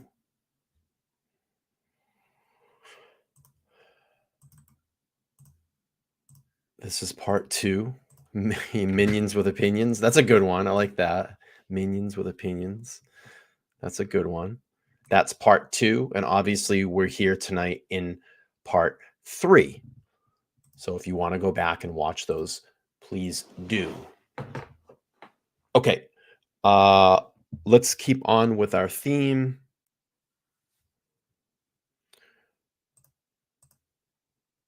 Let's see. Okay, so let's see this here. This is Kaylee's sister. Sister of one of the 4 college students found murdered at an off-campus house near the University of Idaho, revealing new clues. So I was able to get a pretty good timeline on Kaylee and Maddie the night of, from about 10:15 until shortly before 3 a.m. Olivia Gonsalves says she discovered at least 6 calls from her sister Kaylee's phone between 2:26 and 2:52 made to a boyfriend in the early morning of November 13th. Detectives now saying these phone calls are a part of their investigation. Kaylee's family is firmly standing behind that boyfriend. I know for an absolute fact that he is not a suspect. He is not suspicious. He is 100% innocent in this. This new information adding more insight to the police timeline before Kaylee Gonsalves, Madison Mogen, Xana Kernodle, and Ethan Chapin were stabbed multiple times, likely while sleeping, by a Rambo-style knife. Kaylee and Madison were last seen at this food truck, moments later leaving with a rideshare driver. Police now saying they do not believe that driver is involved. Police now also releasing this map that is part of the latest search area around the home and asking for new surveillance video. This TikTok showing Kaylee, Madison, and Xana inside just weeks before. The two surviving roommates also in the video. We are blurring their faces because police have not identified them, but confirmed the 911 call came in through one of their phones. As for those Okay.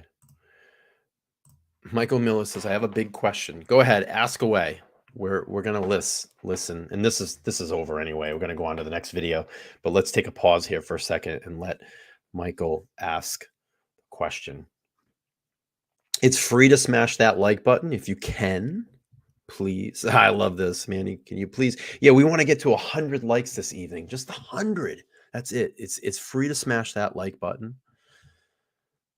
So we're waiting for Mike's big question.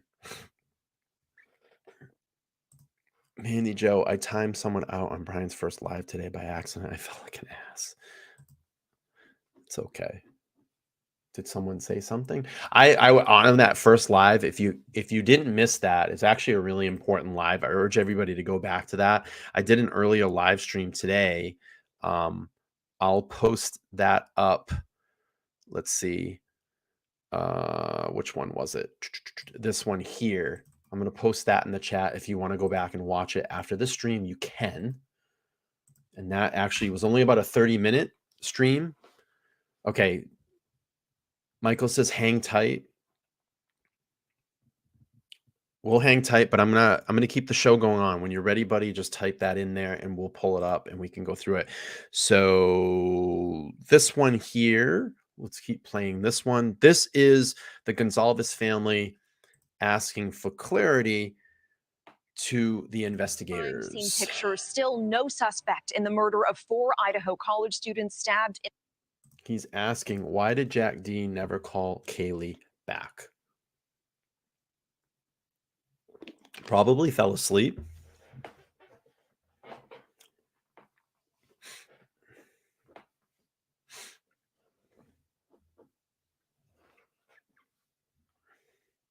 I mean, maybe.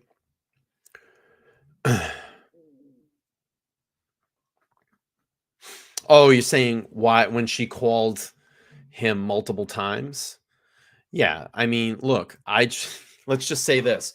I kind of opened something up about my personal life today. If you missed the beginning of the stream, I was talking about a date I was supposed to go on today. That's why I wasn't supposed to be live. So let's just put it in perspective. Here's someone that I was building, a rapport with. I was supposed to go out and meet her today. And at the very last minute, she canceled on me, but she ended up texting me a few more times. I was angry and upset that my time was wasted. I didn't text her back. I wouldn't say ghosted her, but I just didn't text her back. So shit like that happens. You got to think, when you were 19, when you got mad at your girlfriend or boyfriend or whatever, and you're maybe fighting or something's going on, did you ever pick up the phone and call them back, or you just let the phone ring knowing it was them? So, it's a good question to ask. I think it's all been I think it's been pretty much cleared. At this point, we probably would have heard something or seen another arrest. But the Gonsalves family is pretty adamant that Jack is not involved. If you follow their Facebook page, he actually has been visiting their house quite a bit. And I don't think, knowing Steve Gonsalves, if he had any issue with Jack, I don't think that he would be welcome in that home. So let's keep playing through here. In their sleep, families mourning their loved ones while looking to the police for answers as agonizing weeks stretch on. News Nation's Brian Enton joining us live now from Moscow. And Brian, some of these family members are frustrated. Are we any closer to a suspect than we were 3 weeks ago? Unfortunately, not that we know of, Natasha. The latest we have heard.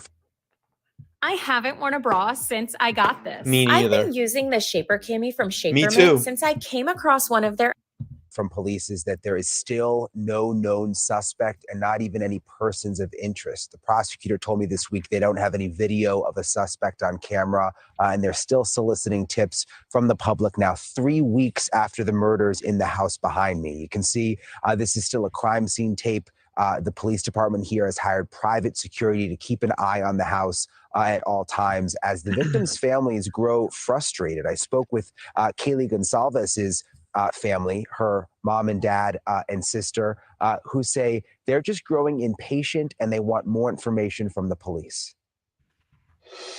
Is anyone acting differently since the murders? I mean, is there anyone that you have a weird feeling about that the girls knew or that comes to mind?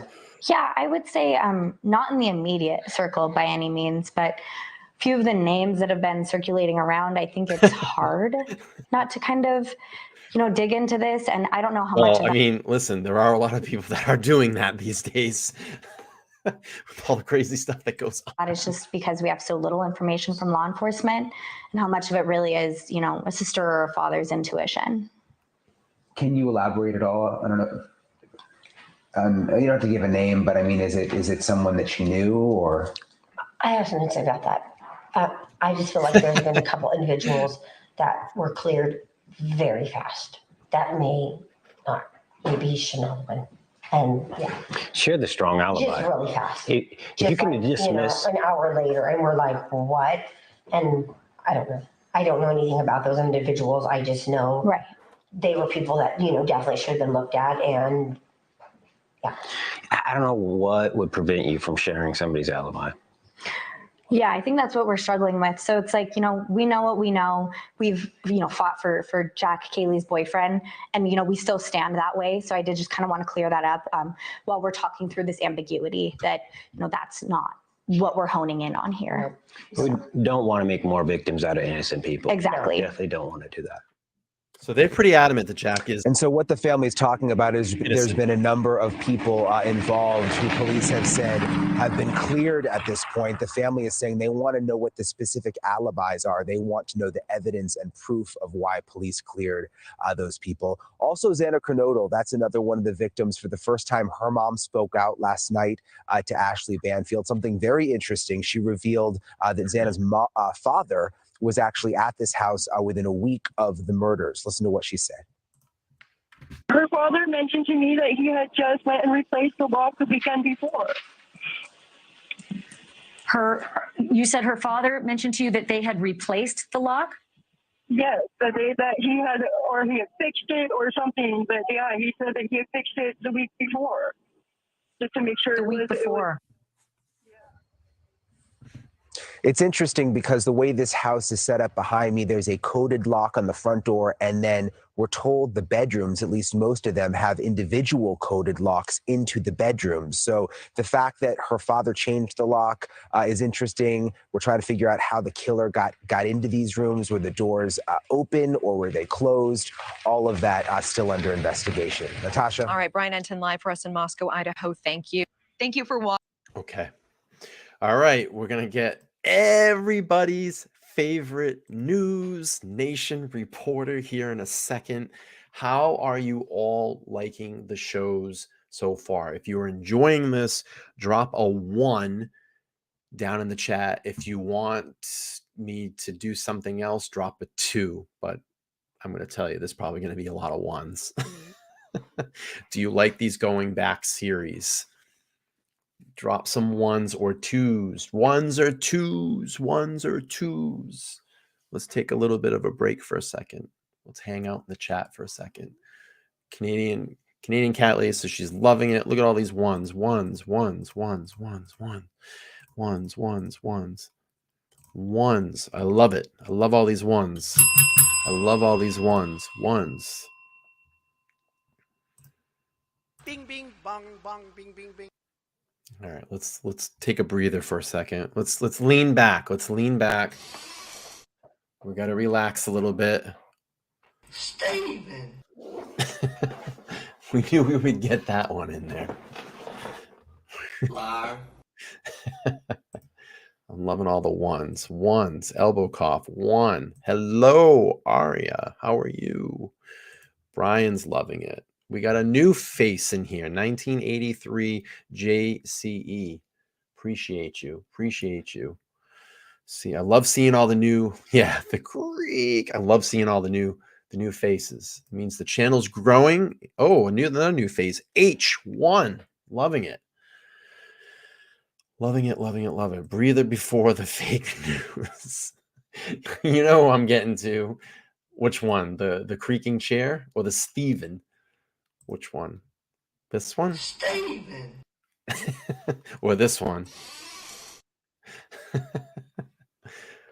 How dare you?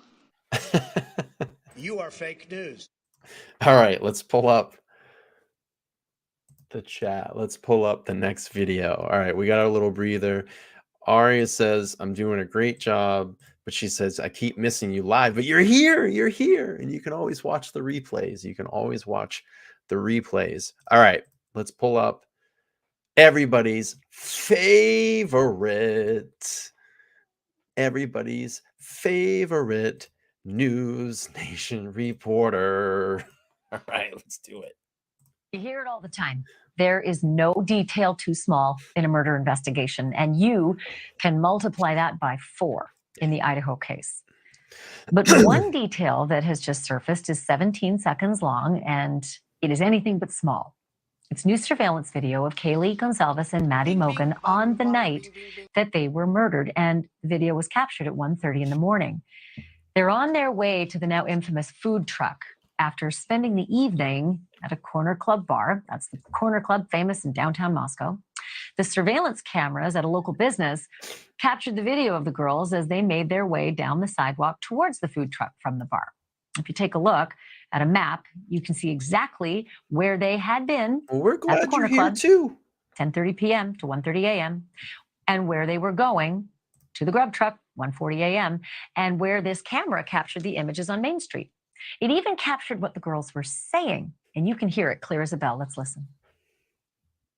Hi, everyone. Mark Barden here at Sandy Hook Promise. Well, hello. On December 14th, 2000. What did you say to Adam? I told Adam. Did you hear that? Kaylee yells to Maddie, what did you say to Adam? And Maddie answers, like, I told Adam everything. Yeah, So it's just a bunch of typical college kids having a conversation. Here it is again. You can clearly hear that exchange between the two girls. What did you say to Adam?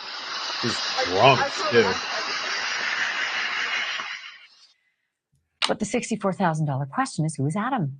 And it's a good question. And another good question, who on earth was the hooded man walking down the sidewalk with the girls in that video? There is an uncanny resemblance to the hooded man who was standing behind the girls at the food truck the whole time that they were there, like plus 10 minutes. And the man that police said they cleared early on. Joining me now is Shannon Gray. He is the attorney representing the family of Kaylee Gonsalves. Mr. Gray, thank you so much for being here. So let's start with Adam. Who exactly is Adam? And has Adam been helpful at all in this investigation? It's my understanding that Adam is just the bartender at the corner bar that they were referring to. I don't think I think it was just conversation they were having between the two of them. I don't think he's involved in the investigation at all, though. So. But wouldn't he? I mean, you've done so much investigative work, and you've been a prosecutor and a defense attorney in murder cases, so you know how it works. I always love when I always love in news, and I love when you watch these segments when they have a guest on, they ask him about a specific thing, and then you know, like this lawyer's like, I just don't think you have to worry about that. What? But you know, yeah, you've done all this investigating, you know everything. Like they try to just pull it back in and try to tie something to this person. So. Yeah, it's crazy. Works. And I would imagine that anybody who saw these girls in the hours before they died might be able to at least say who was in the bar, whether they witnessed anything unusual. What was it when they said, I told Adam everything? Do you have any idea what that meant? Was that something Adam could enlighten everybody to? I have no idea. I can't speak to that conversation. I would hope that the Moscow Police Department would follow up with this video and some of the statements that were made in it. Thank you. So that's what we're having faith that they've followed up on that, on the video. So yeah, amen to that. What about the notion that there's a lot of sort of people triangulating social media? As you know, there's cyber sleuths who sometimes wreak havoc, but sometimes really provide some pretty good investigative help to police. And there is some connection between Adam and Kaylee's ex-boyfriend. There's pictures of them. I think on TikTok, there's a picture of Adam with Kaylee's dog. So they clearly have a close friendship. Do you know anything about the connection between Adam and Kaylee's ex-boyfriend? Steven.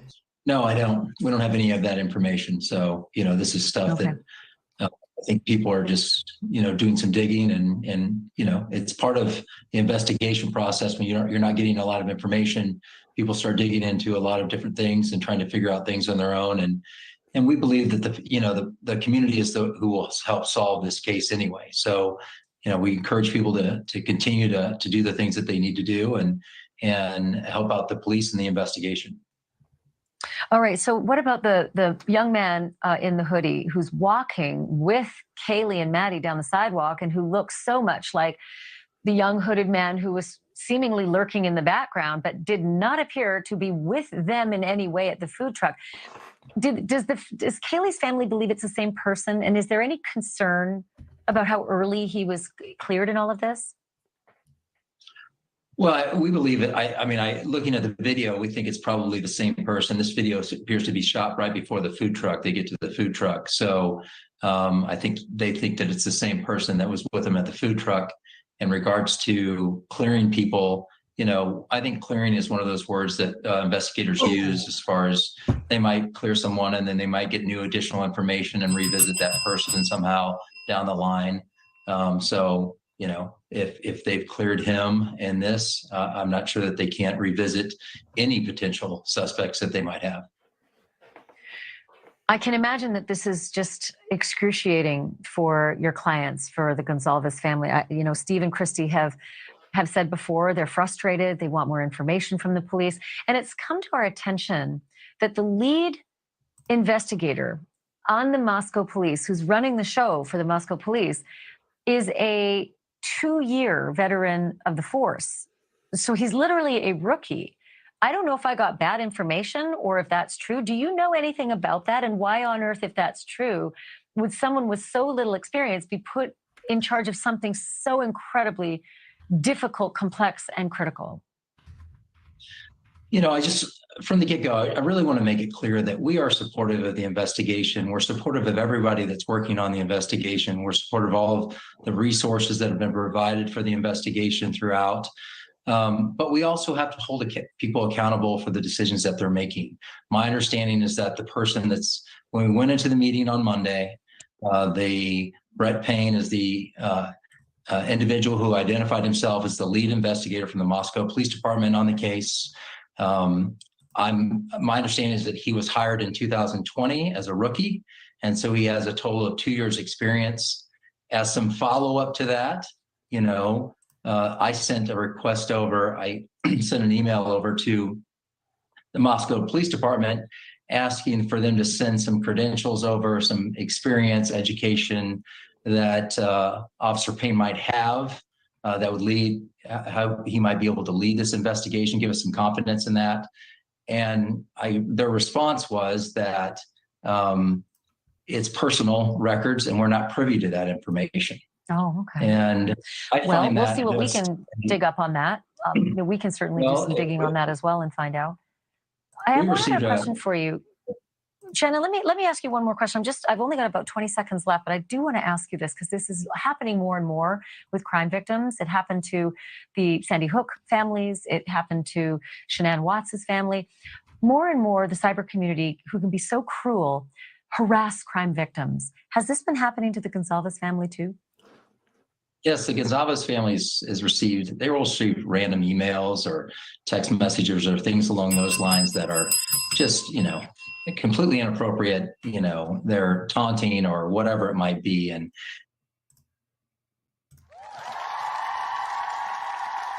we did it. We did it. We did it. All right, let's keep playing through. And in today's world, it's amazing that people are out there that do these things to victims of crimes. And it's my understanding that, the Moscow Police Department, it stated that if those people cross the line in regards to harassment, that they'll be prosecuting those individuals. So, hopefully they'll stick behind that if that ever comes up and becomes an issue with any of the victims' families. So I'm so sorry to hear that, Shannon. Please pass on, our regrets to the family that they're having to go through that. That's being doubly victimized, and it's just unconscionable. Thank you for being here. I appreciate this. All right.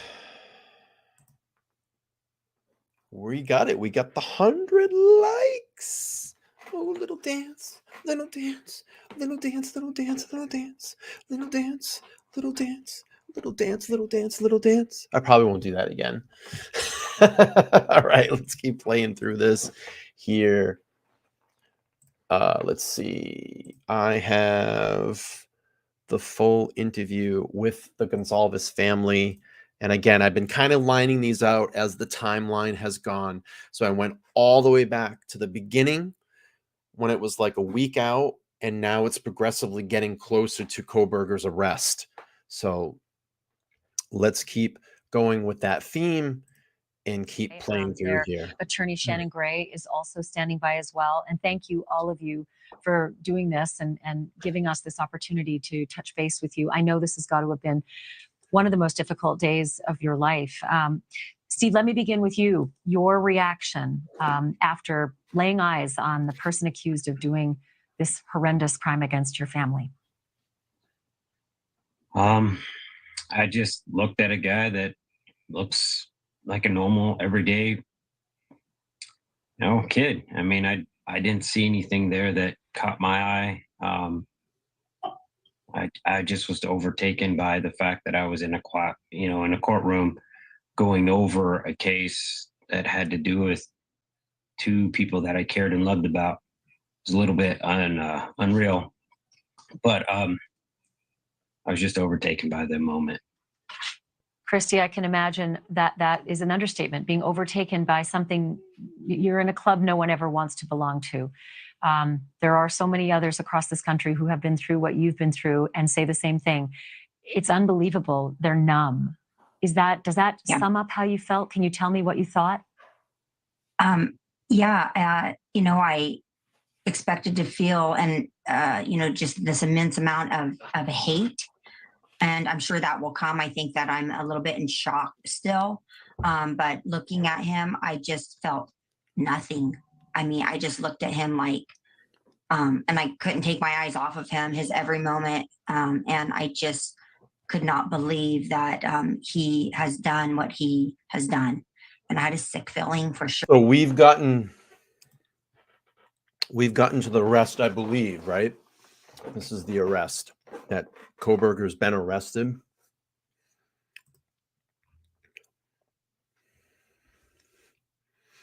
Okay. Sure, it was very emotional, but on the other hand, I just was numb. You expected him to be a bigger monster and a more intimidating. I mean, I'm like, this is the guy. Yeah. This is the guy that murdered our daughter. Are you going to be okay with continuing these court hearings? Are you going to show up at all of these court hearings? This is a lot. It's a lot to process. Before this, you were just parents of a couple of really great kids and living the American dream. And now there's... I'm already going to tell you, I got one of these videos out of order. I apologize. I'm just kind of looking where my tabs are. Some of these are going to be a little bit out of order. I'm sorry, but we'll keep playing through this one. I don't want to stop it. There's this new normal in your life. I think we'll lean on the prosecutor to tell us. We're going to get there. The information is going to be to a level. Like I've already told them what I'm comfortable with hearing about the family house. I don't want to hear any of the gory details. So there'll be certain days that we're there and certain days that we check out, We have Shannon that will keep us in tune with that as well. And we have other family members that will be going on some of those harder days. They feel that they can be there because we know it's a long road, but and it's a drive for us. But we'll do it every day if we have to.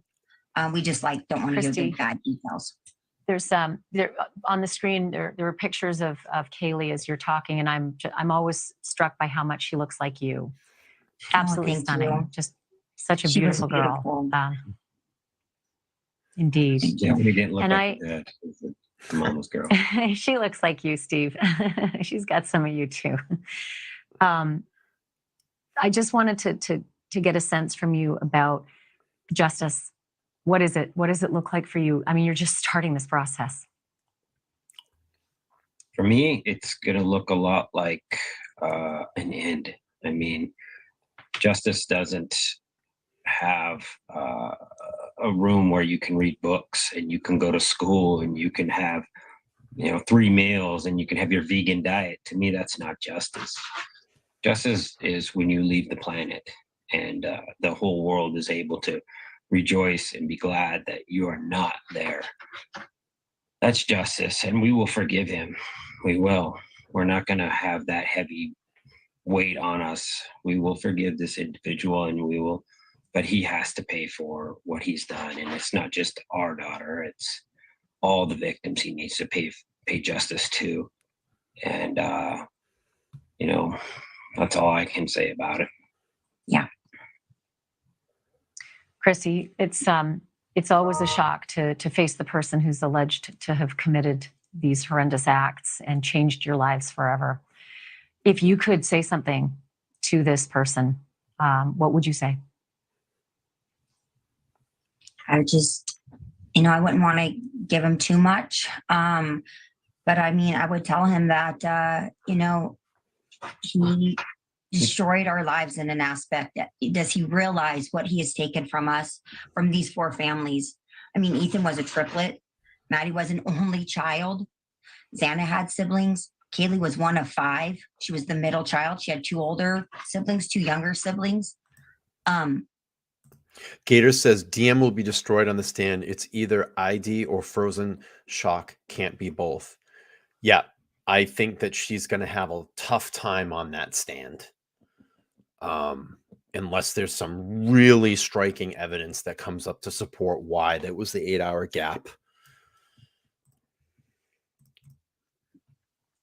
Just the immense loss.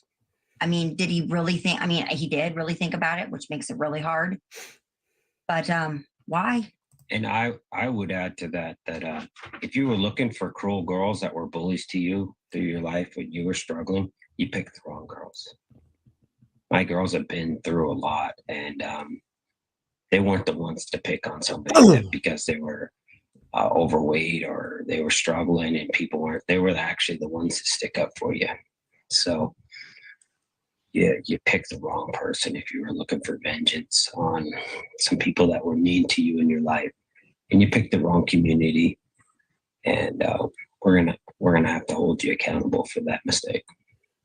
Speaking of that accountability, has the prosecution or anybody from the... I got a response. Ready? So does everybody want to hear my date's response?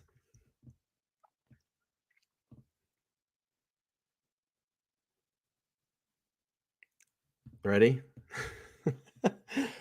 Okay, so I don't know if I'm going to paraphrase here, but it says, honestly, I am sick. I've been in bed all afternoon and evening. Then why didn't you just cancel this morning? I think that you're just backtracking here now. And I hope that she is still watching.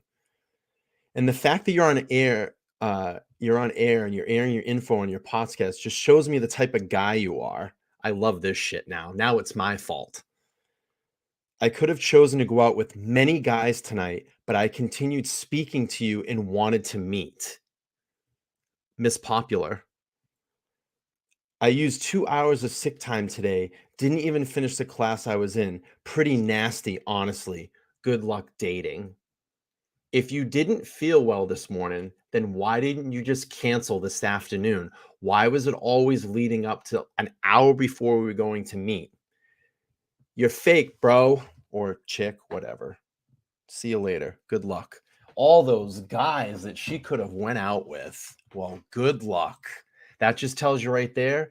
And you just got sussed on that too. So not only were you talking to me, you were talking to all these other guys that you could have went out with. Good luck. See ya. Delete my prosecutor's number. office discuss the option of a death penalty because victims' families are consulted typically? No, I'm not gonna listen. This is it. This is the last of that conversation, but I find it very funny. And she did watch this evening because she knew that I was going to talk about her. So whatever. She's stupid. Good luck. See you later. Go out with all your guys. Let me know how that all works out for you in the end. Throughout the process, and this is an option on the table. Honestly, that was the worst explanation I've ever heard in my entire life. That was literally the worst explanation to try to pin this. So she's the victim now. She's the victim in all of this. I love it. State of Idaho. It's amazing. We've talked with them. We've had multiple meetings. In my chat, I this is think what my they chat probably want to do it all the families together before they just approach one. That would See you make the later. most sense. But we've had meetings, but we have not crossed that actual. I'm deleting your number they right couldn't even now disclose as I'm just speaking until live on recently air. that they were this close. They I'm kind the of said bad that, guy. hey, give us some time. We think we have the right Deleted. person. We're going to get Peace. this. But we couldn't go from that to death penalty or those type of details. Do you both have a feeling as to how you would respond to that question once the prosecutors put it to you? Absolutely. Yeah, we know. We're glad that we live in And that Idaho. is, Definitely. I'm assuming that Definitely. you are in favor of the death penalty for this Absolutely. defendant. If our daughters could switch places with him, and I'm saying Maddie is my daughter, we'd do it in a heartbeat. If they could sit there and have 3 squares, a place to live, and we could call them, we could write them letters, they could watch TV, they could get I educated. would love if Maddie and Kaylee were doing life in prison right now. Yeah, so At least we could talk to them. that's not They'd be breathing. a punishment equivalent to being killed. That's God's role. And if you want to play Do you know God's if- role, then you're gonna have to go answer to him. Do you know if the Mogan family feels the same way? I know you all are very close with the Mogans. We have not talked to them about that. I was going to call her last night, and I did not. So I'm not sure. Easy to talk about. I'm not sure, but I have. I have to like quote. You won't go out with me, but you'll watch my podcast. Okay, that makes a lot of sense. I have a feeling that Hopefully you're watching from bed tonight. that they will, but I can't say that for sure. They're very I want forgiving to ask, and family. it's incredible to hear the words So forgive were you watching me tonight to test me and see if I was going to say anything? forgiveness out of your mouth, This Steve. test. It floors me. It's extraordinarily magnanimous. Yeah, exactly. You're a very strong family if you're able to be there today, especially on day one of this process, seeing him for the first time. I would love to ask your attorney, Shannon Gray, if I can. Shannon, was there anything in the affidavit you didn't already know about? Are there things that you know more about than the public knows now? Well, I think there were a lot of things in the affidavit that we had no idea about. The DNA and the sheath, we had suspected some things. The identification, I think we had suspected. But there were a lot of things that, there was quite a bit of information in that affidavit. I was actually surprised there was so much information in the affidavit. But it looks like it's a solid case. And, I kind of look at the case in 2 different ways. As a former prosecutor, I look at it as a prosecution case, and it looks like a solid case. And then I flip the hat and I say, okay, as a criminal defense attorney, how would I look at it? And I still have a hard time with the evidence that's been mentioned in the affidavit. And that's not the entire case. There'll be additional circumstantial evidence that'll be provided. There's no name. That will make more connections, hopefully. That's it. That's the end of it. That's it. We're just gonna, that's it. We move on. The defendant in the case. No names. And like they've always said, it's not just a arrest, it's a conviction. So we're hoping that that's the case. Steve and Christy, We'll just shut when that down. we It's over. covered We move on. the tragedy that befell Gabby Petito, her father, Joe Petito, said that there were some lessons that he learned very early in the process, and that was to pay particular attention to your other kids because they are going through an immeasurable trauma. Have you had a chance to navigate this with your other kids, with Kaylee's siblings, and have you charted a course forward? Yes, we have our 2 are adults and they are grown, and we have talked to them, and they know, they can reach out to grief counseling and whatnot. And we are very open and we talk a lot about it. We cry a lot about it. And that's not always enough. But our 2 younger children, right No now, issues. we're kind of letting them do their own grieving It's over. for a little while longer. We're just gonna pause on that. Let's not. It's over now. It's over. I'm going to recognize this new member. Stevie Irwin has become a new member of the channel. And you know what we do for the new members?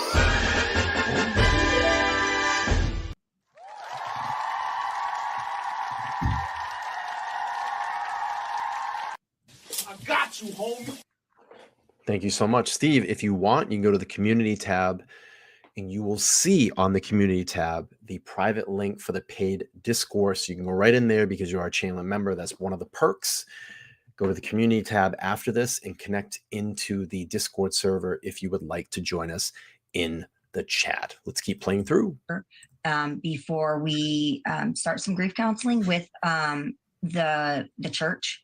They have some great people for us to reach out to, and we plan on reaching out to them.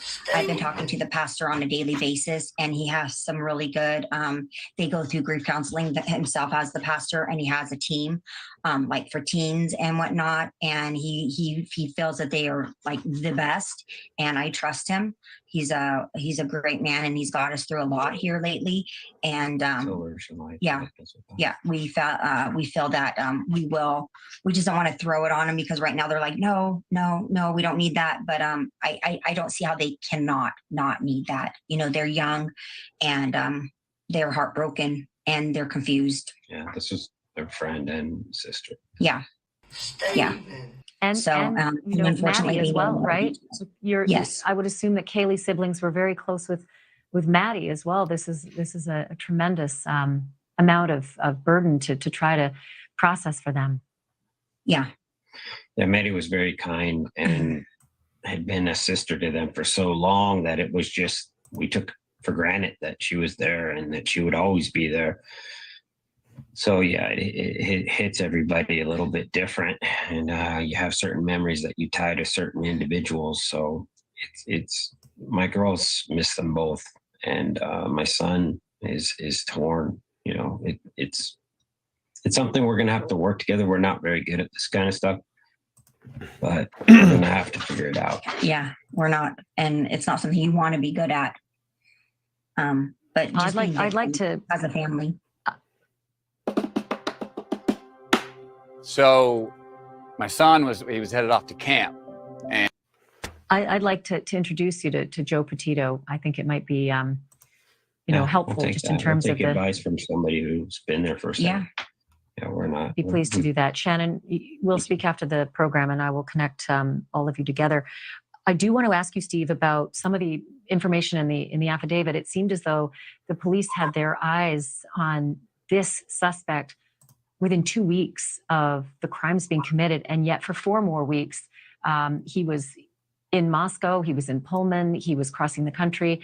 And I wanted to get your thoughts just on the notion that there were so many other people, classmates, neighbors, both in Washington and in Pennsylvania, who may have been at risk because they were so close to him before he was actually brought in cuffs. What were your thoughts about that? I think we all kind of shared that as a community, that there was a risk of somebody being out there. And I took that very personal, because I had so much weight on top of me, and I knew all these other victims that were associated with my family were being hurt with just overall media and coverage. But these guys, there's no perfect way to do this. And these officers they just did an amazing job. And I was hard on them, and I'll come out and say that I owe them all the gratitude in the world, and I've always supported the police. But it's the school of thought that I come from. Like, everybody can do their best, and they need to come to the every day trying to be the best person that they can possibly be. So I won't back off of that, but these guys did an amazing job. They need more credit than they had. I mean, people think Idaho is so old-fashioned and out back, but these guys, they hit a home run, man. That affidavit is impressive, and I'm glad to be wrong. I wanted to be wrong, and I told them to their face. I looked them in their eyes and said, prove me wrong, and all is forgiven. And here we are, and all is forgiven. And I'll say that on camera, and I'll tell everybody, I was concerned, but I was wrong. They were right, and I'm okay with that. I have my person now. We have our person of interest, our defendant, and we will go after him, and he better be ready. I can't thank you enough for spending the time with us tonight, Steve and Christy and Shannon as well, especially on a day like you've been through today. And I send you love and strength as you embark on this journey. And I look forward to covering this as well and seeing justice actually coming through for all of you and your families. Thank you. You've been dedicated to this story. That's why we're here, because we appreciate hard work and effort, and you have been amazing. You have been so strong on this case, and it doesn't go unnoticed. And I believe the same with Bryan. I think Bryan is one of your coworkers, and he's been great as well. Well, we'll continue. We're not letting go. We're going to make sure that we're on it as well with you. Again, as I said, on this journey. And as I said, Shannon, I'm going to connect with you after the program and hopefully get you in touch with Joe Petito. So Chosen's asking questions. Would they be able to read their own statements in court once a guilty verdict is read? Okay, so first thing, everybody is presumed innocent until proven guilty. So Bryan Kohberger right now is presumed innocent until proven guilty. If there is a guilty verdict, what they can have during sentences, it's called a victim impact statement, and that would give them the opportunity to step up and talk. We don't know if they will, but that will give victims the opportunity to step up and talk. Okay, so we're done with this interview here. Like I said, I have... Shit, I think this is out of order.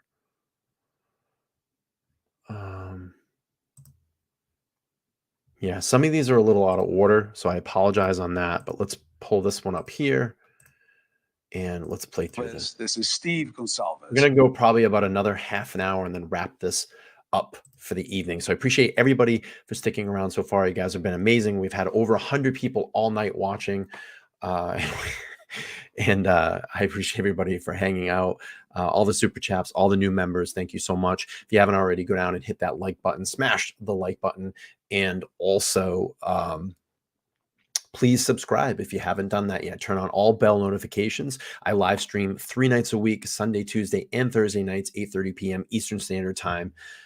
We'd love for you to come over and join this amazing community. Steven. All right, let's play this. And I think Shannon Gray, his attorney, who we've had on the show a couple of times, is around also. It's good to see you, counselor. Thanks. Stephen, I'm very sorry to meet you under these circumstances. I really feel for your family. I've been watching. How to kill all mosquitoes in the area. How do you do it? This simple but brilliant trick you can do tonight. Watching you and reading your words and talking with your attorney, I know what this has been like on your family. And first and foremost, how's everybody doing? Oh, hard to get a grasp. Today we have a basketball game to go to. My youngest daughter will be playing basketball today. So after I'm done with this, we'll be in a gym and cheering her on and hoping that they win another game. What is normal now? Where is your head and heart in terms of how you process how to feel? I don't know what normal is. We're trying to figure that out. Me, my wife, and the children. You know, we just try to do the normal things, go to dinner and, you know, have some time, spend together, play some board games, just do things that, you know, Kaylee loved when she was here. And we're a big family, so we enjoy our company, and there's usually 2 or 3 friends spend the night. So we just try to stay busy. I think it's hardest when you have idle time in mind. That's when it starts hitting you the worst. There was such urgency to find who did this. How did it hit you once they did? When you saw the face, when you saw the name, what did it mean? It was a chapter. It was like, all right, this is how I planned it. We were going to get this guy, and I wanted to get him faster. You know, obviously everyone tells you time's an essence. So the longer you feel, the more dread you have, and the more pressure you feel that you need to do something, because things don't happen on their own. But I mean, I knew I had a lot of officers and a lot of agents working on this case, and I just try to sit back and give them time, and then keep my family stable. I know you guys have been concerned about communication and how they were doing the job and the intensity. Did not just the arrest, but the affidavit allay your fears that these guys were up to the job, the level of detail, the legwork? Yeah, definitely. if I would have had a tenth of that, I would have not stressed so much, and I think my wife as well. But it's not really about me. It's about justice, and it's about all the families being able to make sure that they get that justice. So, unfortunately, you have to suffer. You have to go through some heartache, and you have to just put your trust in a group of other people. That's not easy for me. I'm a self-control kind of guy. I want to be able to go and do it and not be a victim and not blame others. I want to take an active role. But in this case, that was all I was given. We were active and we helped, but you still got to trust the system. And in the long run, we got what we were looking for. And that affidavit's very impressive. And there's a lot of evidence there. It's very impressive. What else is it? To be the father of a young woman who was stolen by this guy. When you read it, what was its impact on you? It's hard. I mean, there's parts you just don't want to. So Amber Rice is asking, Bryan, I have a question. If you see this, do you, all right. Bryan, I have a question. If you see this, do you know if they've spoken to Kaylee's family since Brady Giglio issues come up that we were worried about? I think that the gag order has stopped all media. Media is not allowed to interview them. I don't know if they're not allowed to interview them, but probably disclose any type of information. I think everybody that's in and surrounding this case is not allowed to talk. That's basically what's going on. So maybe possibly they are giving interviews that haven't been released yet. But I think Brady Giglio kind of shuts everything down. And it would be probably in the Gonsalves' family best interest right now not to talk or say anything. They have their suspect. He's in jail. They don't want to give any reason to give any evidence to the court or any inklings to the court to let this guy walk free. So they really got to be careful and keep their mouth shut. I'm just curious to see how much they know about this case now, how much information has been given to them about what happened. I think that would be very interesting to hear that. But right now it's going to be all silence until June 26th. They don't want to say anything to fuck anything up, basically, to give the court or give the prosecution some bullets in their chamber to go in and say, hey, the Gonsalves family's speaking, they're talking. They shouldn't be doing that. They're giving information back to the media. That's why you're getting just kind of leaked sources on Banfield or in news articles. Those are obviously people that are very close to the investigation. I'm not sure what the orders are for Pennsylvania police. I'm not sure if, they're able to talk. I'm not sure if that gag order follows into Pennsylvania. It may, because it is all one giant case. And we know that Pennsylvania was part of the Moscow investigation as well, too. It's, it's a piece to the puzzle. So we'll have to see. We still got some time. We still got a lot of time until June. I'm sure something else is going to leak out here soon. There's ways of getting information. So yeah, absolutely. And I may be wrong on that. I'm just giving you kind of my opinion on it, but that's kind of where I see things at right now.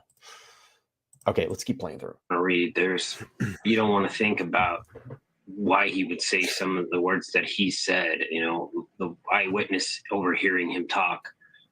It enrages you to the point where you want to do something stupid. So I try to, I stop and then I go back later on when I have a fresh mind, and then I can go back and look at it again and then absorb what's in there. But I can't do it all at once. Is this the guy you imagined? No, I thought he would be much more, bigger and more of a monster, obviously, and have those key looks of somebody who couldn't get along with girls, and this was like his only option. Kind of has that look. He just looked like a normal guy that when it stood up any room or any party, you wouldn't, just by the looks of him, you wouldn't realize that he had that going through his head. Hey, thank you for watching. All right. Please go to News. Oh, go to News Nation. All right, let's keep playing on here. We got a couple more videos and then we're going to wrap. I just sneezed, by the way. That's what I was doing. If anybody's like, what the hell is he doing? This one's with King 5 Seattle. And it says, father of Idaho victim Kaylee Gonsalves speaks out. So let's see. It's about a 20-minute video. And she knew where a little bit longer of a video. Fit in. She was the one who was the planner, the organizer, and always wanted to push the envelope a little bit. If we wanted to go on a week vacation, she wanted to make it 10 days, and if it was going to be to one country. I'm Game Warden Joe Pickett. Country or two countries, she wanted to make it 5 or 6. I was sneezing. So that's I hit the holiday. She was the one who wanted to do the gingerbread houses and push it. She knew me. I would just be like, I would use any excuse not to want to go and do that and just relax watching football and just kick back. But she knew to make memories, you got to do those type of things. So we'll miss that. I think that so he's saying, Nika's asking, so we're assuming that the Gonsalves family are not working with law enforcement. No, I'm sure that they are, but I wouldn't say put it past that they aren't still using a PI. I'm sure they have a PI still looking into this. That gift that she brought to us every single day, and she was a little ornery too, so we'll miss that as well. My family, we don't not everyone's just perfect, so good jokes and a little tease here and there, that's totally fine with us. What did she love and what did she maybe not love?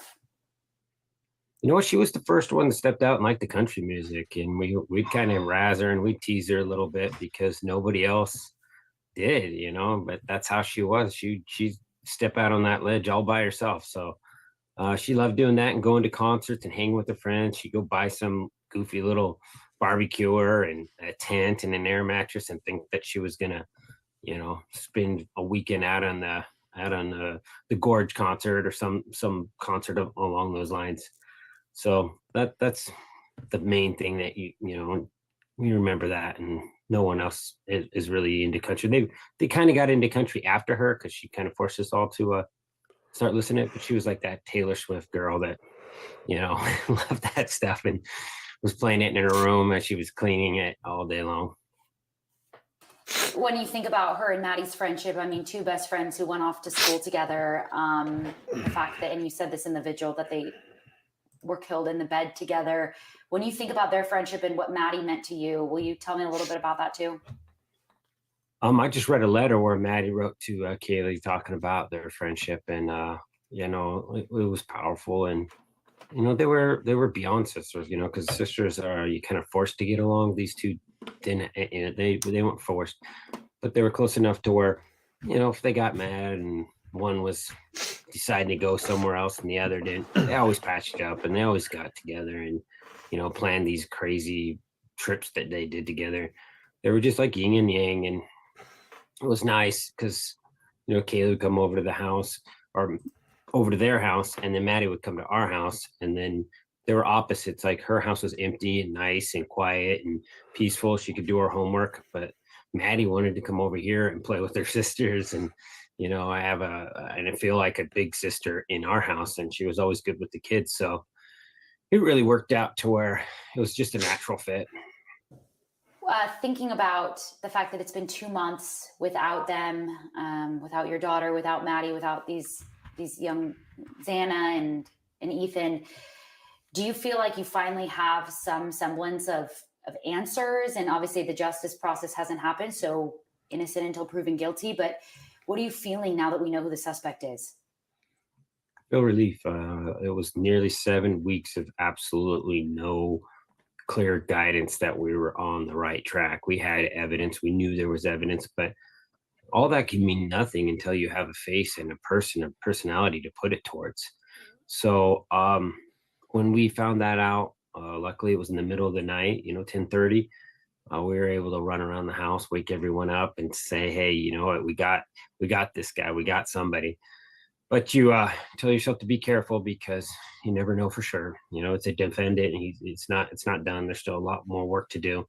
So that's where we're at now. We're ready for the next chapter to be, okay, we're going to go in and, you know, we got the affidavit and we've seen that it wasn't a page, it wasn't 2, it wasn't 3 or 4 or 5. It was long. I believe it's like 14 pages, maybe longer. And, you know, you look at that and you're like, all right, it was worth the wait. And, you know, they had a lot of evidence to show for that. So, you know, we're on the right track, and there's still a long ways to go, but it feels good. It feels good to be where we are right now. What was it like seeing him in court yesterday? What kind of sense did you get from his body language and the way that he acted?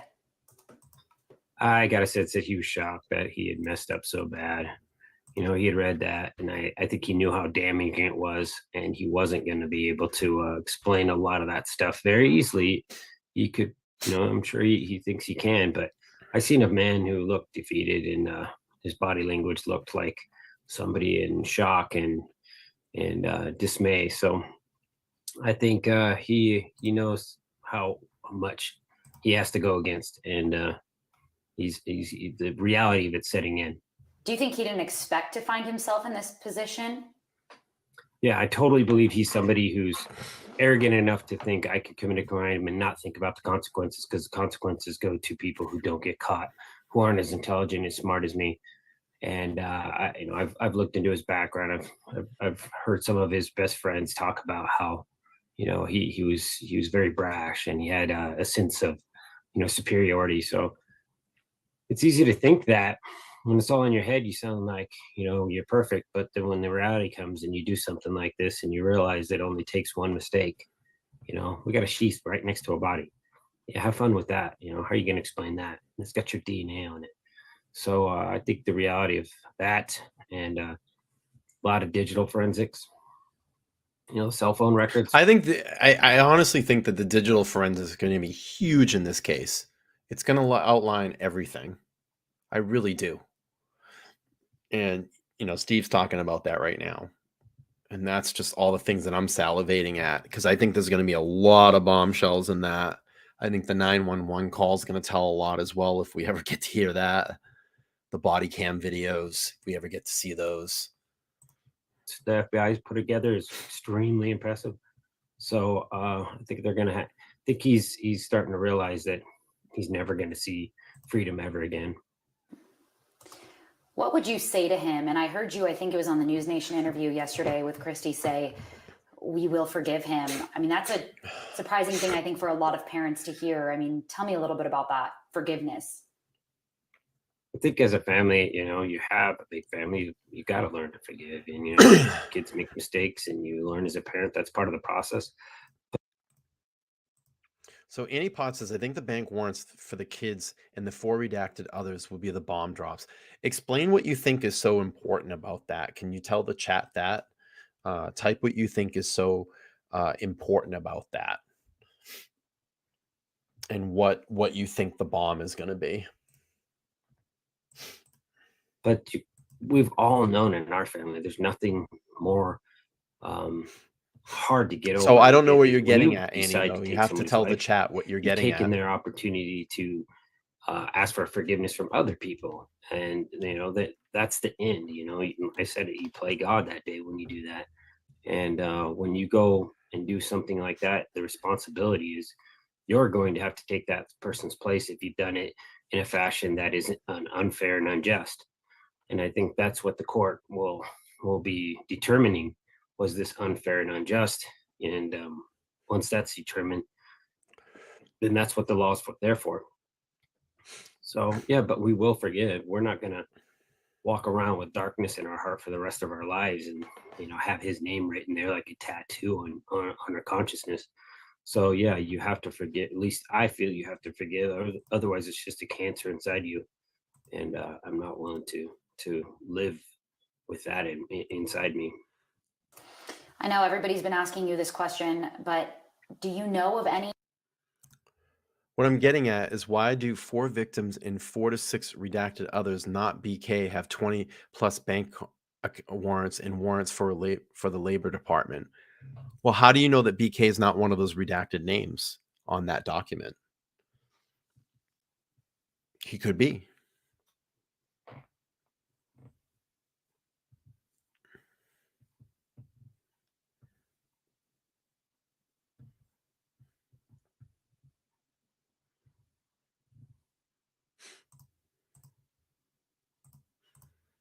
Are you getting at a drug thing? Is that what you're saying? This is about drugs? Are you saying, are you going to say are you going to say it's a cartel thing? It's drugs and cartel? You know, the way that I might look at it is, you know, why would someone have multiple bank accounts? They're kids. You know, maybe their parents go in and set up bank accounts for them as they go into school. I don't know. Maybe, you know, when I was a kid, I had multiple bank accounts that I would just throw money in and close or forget about. I mean, I don't know. I don't know. Connections between Kaylee and any of the Yeah, I victims mean, this and too. this individual? You know, could be just checking all of the banks to see if they have anything. I mean, you got to look at everything here. They're going to look at financials. They're going to look at phone records. They're going to look at activity, what the hell they were buying, what they were spending, where was the money being passed between anybody, to find that connection between all of these people. So, I mean, I would, if I was anything, I would go around to all the banks in that area in subpoena and ask for accounts. If any of those people had accounts, to trace what went in and out of those bank accounts. Sure. I would look at phone records.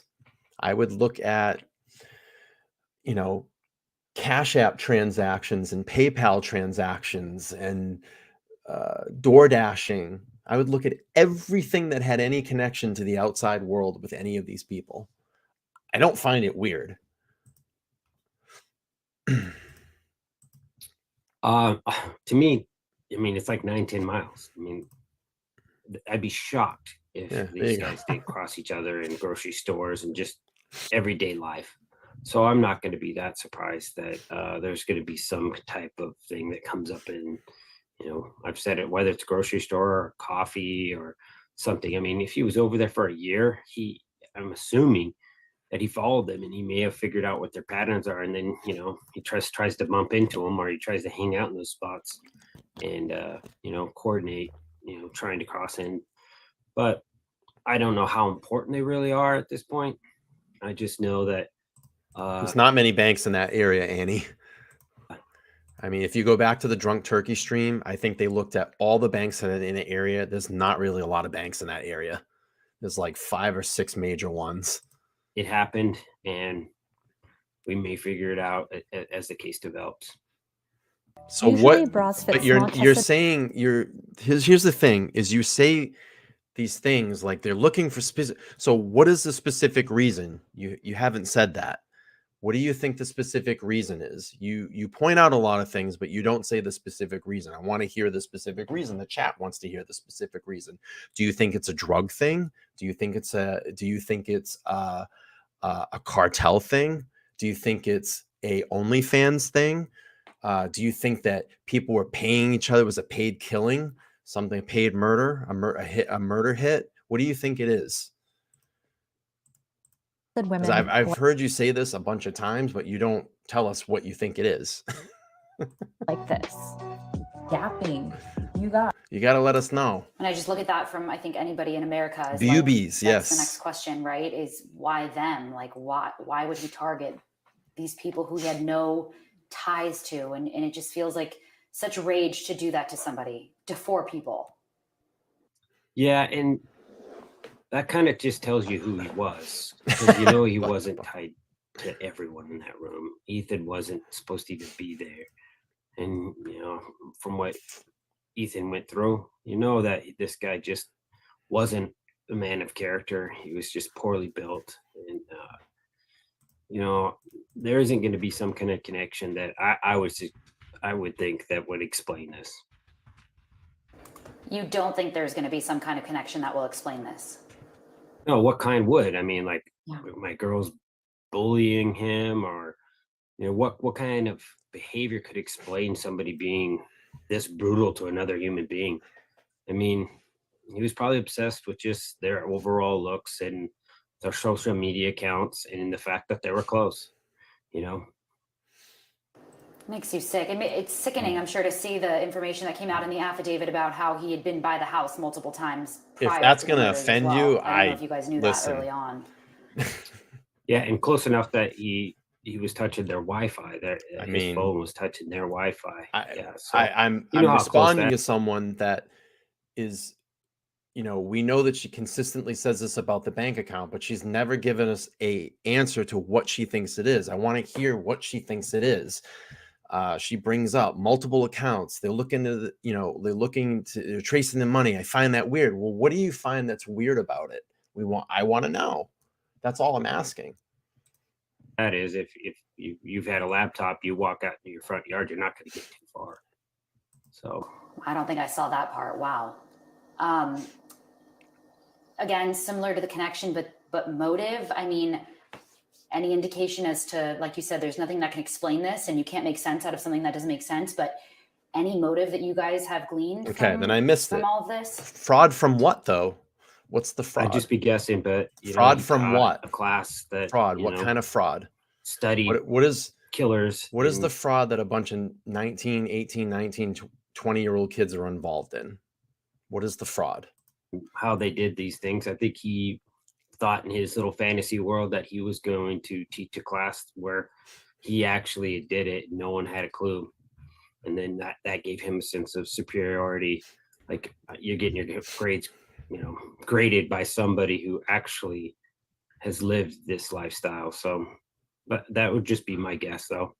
When things like this happen and suspects are found, I think so often the media attention turns to the suspect, and we don't want to glorify, and we don't want to keep plastering his picture.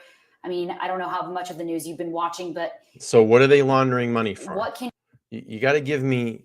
You're saying these things like money laundering. Okay, so what are they money laundering? COVID unemployment. You thought that everybody got COVID unemployment.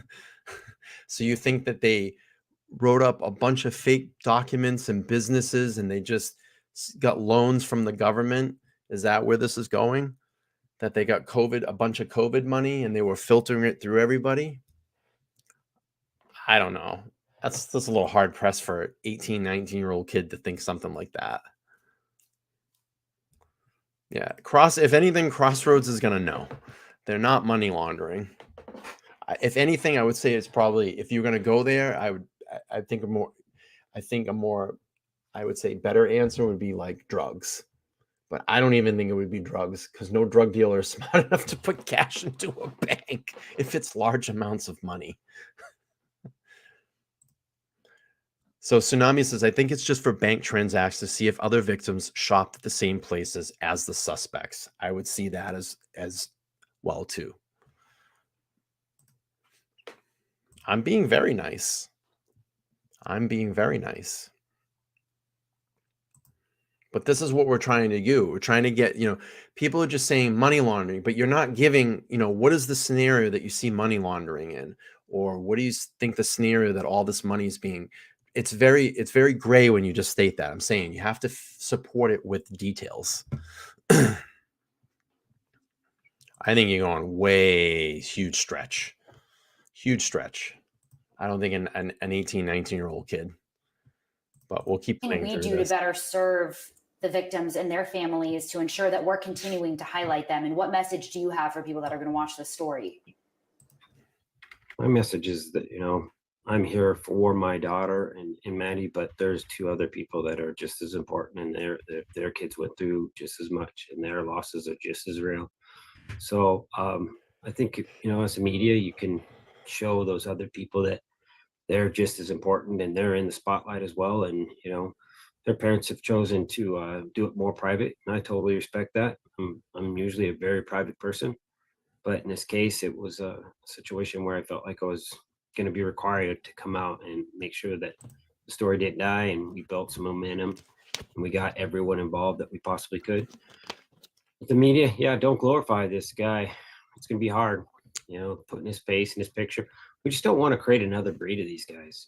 There's Jim Tan Laundry videos GTL. right now. We know what they are, that glorify these type of people, give them, Hollywood fame, and right, concentrate on them. And I stand more on this and theory. the story's all about them. So I hope the story here is all about these kids and how they did everything wrong. I mean, they did everything right, and somehow this turned out wrong.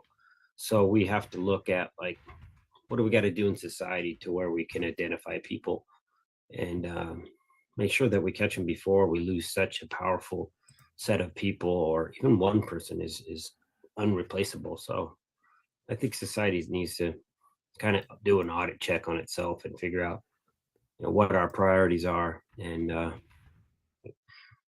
is this going to go away on its own? I don't think so. I think we need to come together and figure out a way to treat people that have these conditions and identify them. So check this out. Check it out. My son was headed off to camp. Steve, since the affidavit came out too, everybody's been talking about one of the girls' roommates. You can't imagine what a young girl is going through when something like that happens. What is your take on the fact that the guy walked past her and she didn't call 911 for several hours and she'd heard some things? I mean, what's your take on all that? I know one time in the past that somebody was pretending to break into my house, and Kaylee hid under her bed and called 911 and was too scared to even talk. And then she called me at work, and I prepared her to jump out that window because I didn't know that it was a practical joke. So I think that's a natural thing for girls to freeze up and lock up and put themselves in a position of safety. And I don't hold that against them. I've already checked into the could they have lived? Was it a slow bleed out or something? And it wasn't. So there's one bad guy here that I have to focus on. All those other things will slowly come out. I'm sure they catch other people's attention, but for me, I really have to focus on the individual who's responsible for this.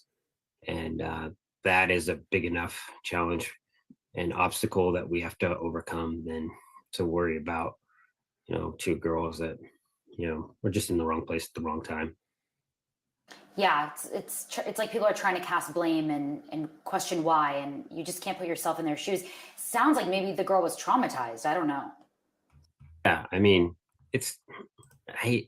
Hollywood makes it look like a girl will just do some karate move and chop it, knock this, knife out of his hands. In reality, she saved her own life by just being quiet and hiding, and that's a survival instinct. And I don't want to turn it into. I mean, there's so many people who have had their lives dragged through some mud in this case, and the Jacks and everything. They're innocent, and I think media sometimes forgets to go clear those people up and reach out to them and say, hey, is there anything we can do to help you guys get your lives back on track? Because they've been through a lot, and I've always tried to make sure that we address that and let people know that these people are completely innocent, and they've gotten death threats, and people have treated them bad, and there's somebody out there that can fix that and make that right. So offer them a job, offer them an internship, put them back on track. So college can be an uplifting thing. That's what it should be for. I guess, are you fairly confident in the fact that law enforcement has the right guy and that they went through the proper steps? Yeah, definitely. I mean, it took forever for me, but I think how many agents do we have? We have like 60 some agents. So if there was ever a dream team to solve a crime and put it together correctly, we got them. So that's why I just sit back and now it's just going to be a slow drag. And hopefully when we go to court, it doesn't. Because that's what people do. Nika says, maybe I'm naive. I just don't understand why all the conspiracy theories in this case. I have to agree. I don't think, and I've talked about this on previous streams, I don't think there's much gray area here. It's pretty black and white. I chalk it up to maybe some shoddy police work. But I think that I'm pretty confident they have the person that's responsible for this. I think there may be some other players in this as well. I think that we're going to find out a lot of things. Like I said, digital forensics is going to be a huge thing. The evidence in the King Road house that's been collected, 113 items, 4,000 photos. The car still needs to be processed, or the car has been processed. The evidence at his parents' house, the evidence at his apartment. I don't get it either. It's aliens. I know who it is. I can't say that. I'm not going to say that. I'll get myself in trouble. We'll leave that one alone. It's the aliens. They did it. Show of, this guy and a prosecutor, all this stuff just goes cleanly, and it's not turned into. I think people have to realize that in a multiple murder case, where there's many victims, okay, they're probably going to pull all that type of information to see if there's any connection. Yeah, they're probably seeing, was their money paid in, paid out? Where were they shopping? Where were they going? Were they in the same area at a time of maybe a bar or a restaurant that this suspect was at? I think they're looking at a lot of stuff like that. I don't think it has to do with money passing back and forth and stuff like that. Keep this in mind. Your BFF, if that was the truth, we probably would have heard something by now. It would have slipped out, right? A drama. Yeah. I'm sure it's, looking back, hindsight, it's like it was so frustrating during the process of how they were keeping information so close to the vest and not releasing a lot. I mean, I know you guys were more in the know than the public and the media, but I'm sure even you were like begging for answers. Yeah, and when you have answers and you can't share them, it's really hard too. It's hard on the other side. So, I knew it's the lizard. Yeah, Jack it's the lizard had people. DNA, and I was just so puzzled that they wouldn't come out and clear it. But I'm sure they had strong reason. But I just didn't know at the time, and it was hard for me. Last question would be just like, how are you guys? I know you said relief. I'm sure you're exhausted. How are you feeling, and what's next? What's next is as a family, we're gonna come together and figure out the schedule. I'm gonna lean on Shannon for that because he has a lot more experience. It's not even comparable. So, this is what happens when you get the right legal counsel. You can go through this process and you're not alone. You have somebody there that has experience, and then your team has actually got experience. And that's one thing I said at the beginning is we couldn't do this alone. We could. Listen, I want to let everybody know that I will get fired up sometimes when I might not agree. Hey, it's my channel. I have every right to do that. I might come out a little bit and be a little fired up. I may try to inspire you to kind of battle with me a little bit. That's what this is about. That's what this channel is about. This is what this community is about. It's not condescending. It's not stuff like that. It's that, we're trying to invoke conversation. We're having a friendly back and forth banter. I will do stuff like that every once in a while if I don't agree with you because I'm passionate about this case. It's too big. You got 4 people. It's okay to have disagreements. If another parent, heaven forbid, goes through this, don't try to do it on yourself. You guys are battling in the chat right now. If you can find the right people, build a team up, and then you can have a bad day and somebody else can step in your place. And that's what this court will be. Excuse me. One day it'll be me, one day it'll be mom, one day it'll be my son, my daughters, not the younger ones. I probably won't let them, even though they'll ask. But I'll work with Shannon and make sure that none of us are exposed to anything that's too gruesome, and we'll go from there. I'm so sorry for what you went through and are going through. Just know that the nation and the world are really supporting you guys. I know you know that, but I'm taking really over of you being willing to share with the media. So thank you so much. You taking over, Morgan? Yeah, take care. Man, he's taking over. All right. If you want, I can keep going a little bit more. I got a little bit more here. Let me see.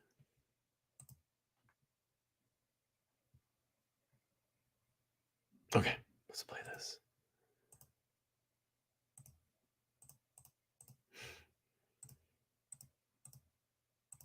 And now we're just Kohberger had court. Kaylee Gonsalves' family, who's one of the victims. This is why she wasn't losing weight. That's why she wasn't losing weight. Every day, She worked out every day. Kaylee Gonsalves' family, who's one of the victims, was in the courtroom after that hearing. The family's attorney gave a short statement. Take a listen. It's obviously an emotional time for the family, seeing the defendant for the first time. This is the beginning of the criminal justice system, and the family will be here for the long haul. And that's the statement for the media today. Thank you. Records show that law enforcement was watching Bryan Kohberger very early on, as they were publicly saying they did not have a suspect or person of interest. They were keeping a lot of information close to the vest. But I think that's something that we learned today, was that they really had their sights on him just 2 weeks after the murders. I want to walk you through what we learned through the probable cause affidavit. We learned that Xana and Ethan were found stabbed to death on the second floor of the home, while Maddie and Kaylee were found stabbed to death on the third floor of the home in the same bed together. Officers noticed a tan leather knife sheath on the bed next to Maddie. That's a cover for the blade of a knife. The Idaho State Lab found a single source of male DNA on the button of that sheath, which they called the suspect profile. They then compared that DNA to trash that they took from the Kohberger family home in Pennsylvania on December 27th, as the suspect is from Pennsylvania originally. That DNA matched the DNA of the suspect's father almost 100%. 2 surviving roommates told investigators everyone was home by 2 a.m. and in their rooms by 4 a.m. the morning of the murders, which is November 13th. One roommate says she was woken up around 4 a.m. by noise on the third floor above her. She said it sounded like Kaylee playing with her dog, because the dog was home at the time. The dog was also heard barking several times on security footage around the time of the murders. That surviving roommate said she heard one of her roommates say, quote, "There's someone here." The roommate says she opened her door when she heard crying coming from Xana's. I still don't get this. You hear all this so loud that a next door neighbor's security camera picks up the audio, and you can only imagine how loud it was inside that house, and you don't call 911. I have a huge problem. Room, Xana Kernodle, one of the victims, and a man say, quote, "It's okay, I'm going to help you." That roommate says she opened her door again. Okay, I'm going And this to is kill really you. harrowing. She saw a person in black Harrowing. wearing a mask covering their mouth and nose. She described him as tall with an athletic build and bushy eyebrows. And you still don't call 911 after you see this person that you've never seen before in your house. Okay. She says he walked past her and she stood in a frozen shock phase. Yeah. The suspect then walked to the back sliding door. Investigators Right. now believe this homicides happened between 4 and 4:25 a.m. We want to point out, as we've been reporting early on, that 911 call was made from one of the roommates' phones inside the home around noon, so several hours later. Surveillance video from the area showed a white Hyundai Elantra seen near the crime scene multiple times around the time of the murders. And then on November 29th, Washington State University police learned Bryan Kohberger owned a white Hyundai Elantra. The physical description from his driver's license matched the one that the roommate gave. He's a PhD student in criminology at Wazoo. While his phone didn't ping towers near the King Road house, because investigators believe he turned it off, it did ping on the way back to Moscow and Pullman after the murders. His phone records also match the movement of that Elantra. Officers say he later learned through cell phone records from June to December that Kohberger had been by that King Road home at least 12 times leading up to the murders. Why? And it was in the early morning hours Why or the was he late there? evening hours. I want to bring in Alexandra Duggan now, who was inside the courtroom during Kohberger's initial appearance. Alex, what was his body language like earlier? Morgan, it was somewhat tense, but he showed little emotion when he walked into the courtroom in an orange jumpsuit. He walked in, he didn't look at any of the families that were sitting in the front row, the Gonsalves family. He walked in, sat at the chair next to his attorney, and the judge read off the charges against him. His jaw tensed up a little bit when she mentioned the names That's of a the good one. victims, but that's all I've noticed.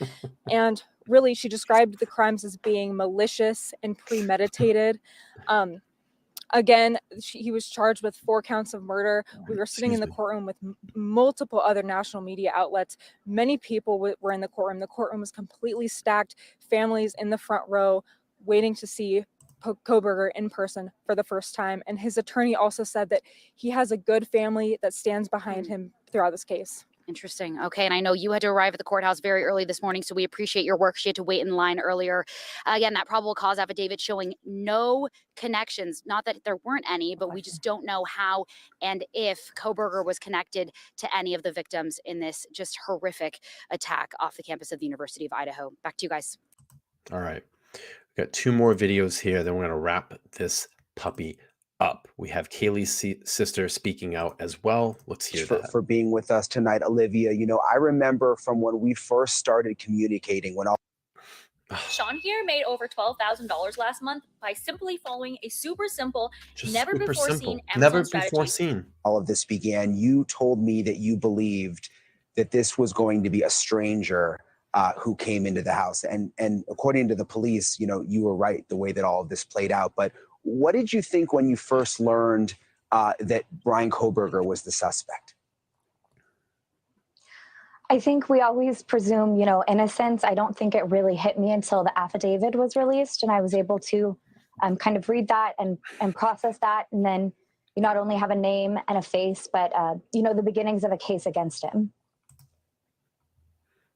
You have been working so hard behind the scenes, and I don't think a lot of people realize that, because in many ways your dad has sort of been the face of the family. But since the beginning, you've been digging into this and trying to find leads and sending things to the police. And you told me that, you know, you didn't feel like you would be able to really grieve until there was an arrest made. Do you feel like now you're able to do that?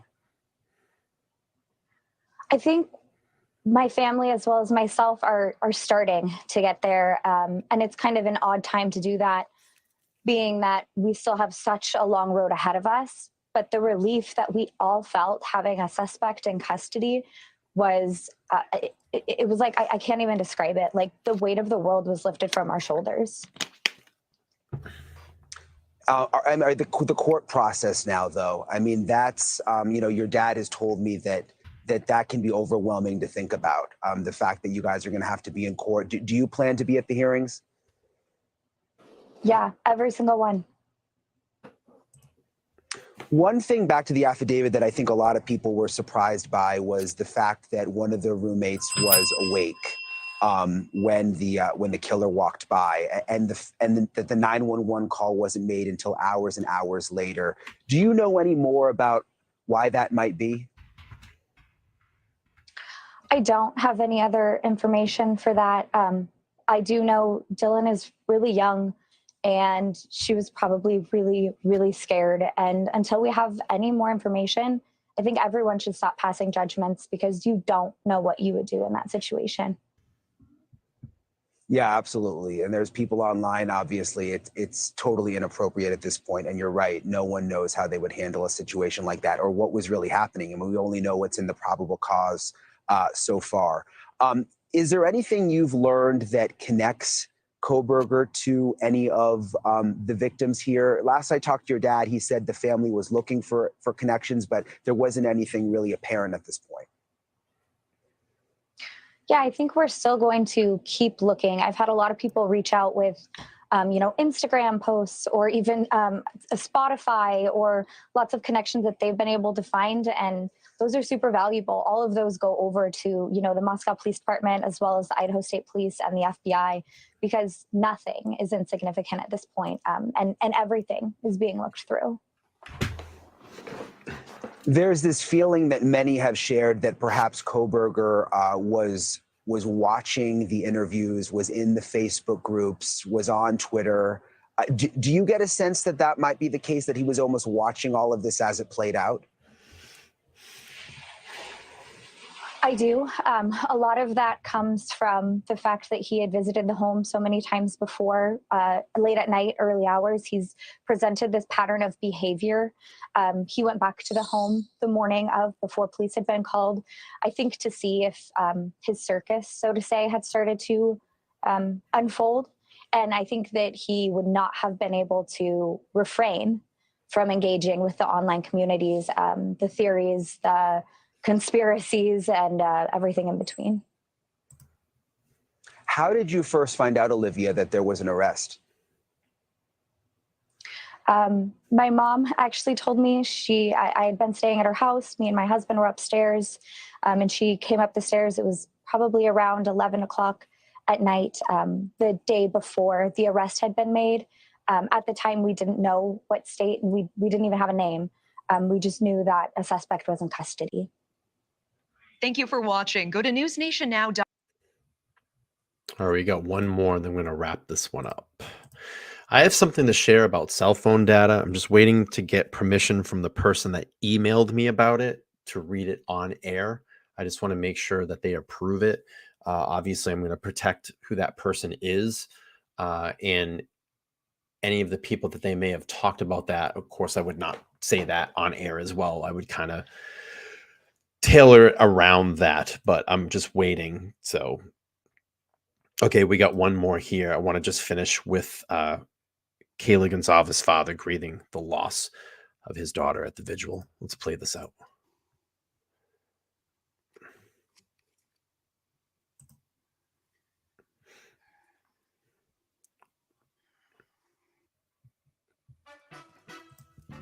When I need something Really? from our supply chain team, Slack. When I need something from our market. Just so I can let everybody know, the main reason I'm up here today is so that everybody can understand what we lost. I hope to be able to make you laugh, but I'm afraid we're going to have to cry because we lost 4 beautiful souls.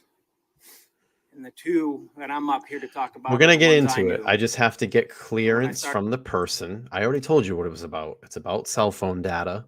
It's about pings. I'm waiting to get permission from that person to be able to talk about it. I have to be respectful to them because it was a private conversation between me and them.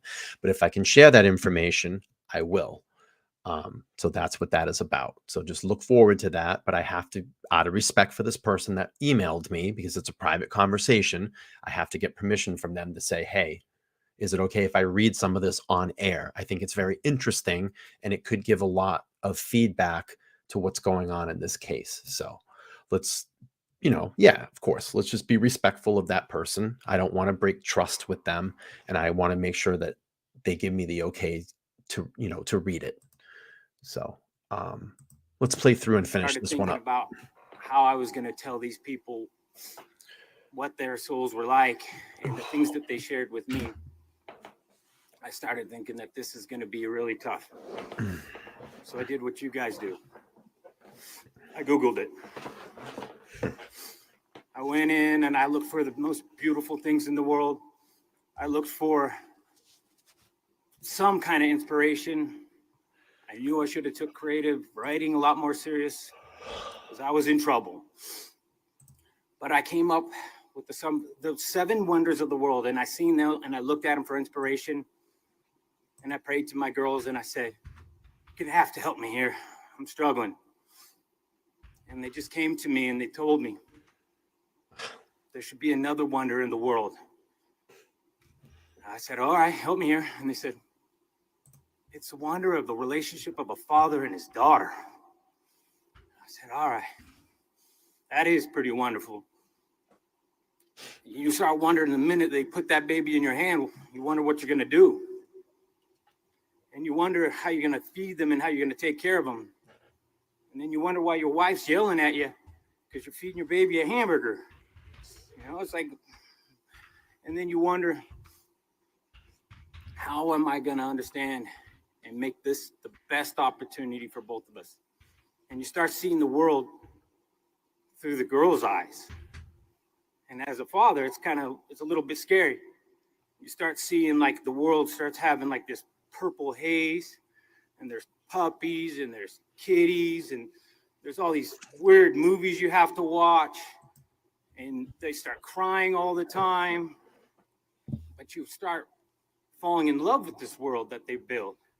You see this world and it changes, and you don't have pickup trucks and all these footballs. You start seeing the beauty of what they have and what makes them special. I'm cranky because it's tired. I'm tired. This 3-hour banger. It's long. You guys have been sitting for 3 hours. I appreciate it.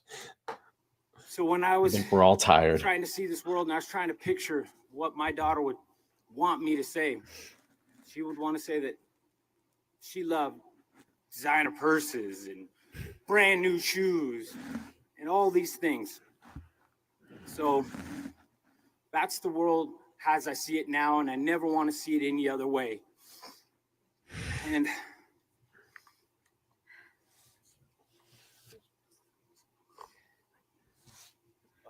yeah, one of the things is my girls, they gave me a sense like, don't go up there and embarrass us. And I was like, really? All right. And they're like, you just can't be a Chad dad. Chad dad. But I do think I probably do need to talk to a manager in here for these lighting conditions, because It's not working. So I'm going to embarrass her a little bit, but I want everyone to know these girls were absolutely beautiful. They've been friends since 6th grade. We both put them in a charter academy. They felt like they were being punished. 6th grade, they just found each other, and every day they did homework together. They came to our house together. They shared everything. They convinced us, they made a proposal to go to high school, to a regular high school. So then they went to high schools together. Then they started looking at colleges. They came here together. They eventually get into the same apartment together. And in the end, they died together in the same room, in the same bed.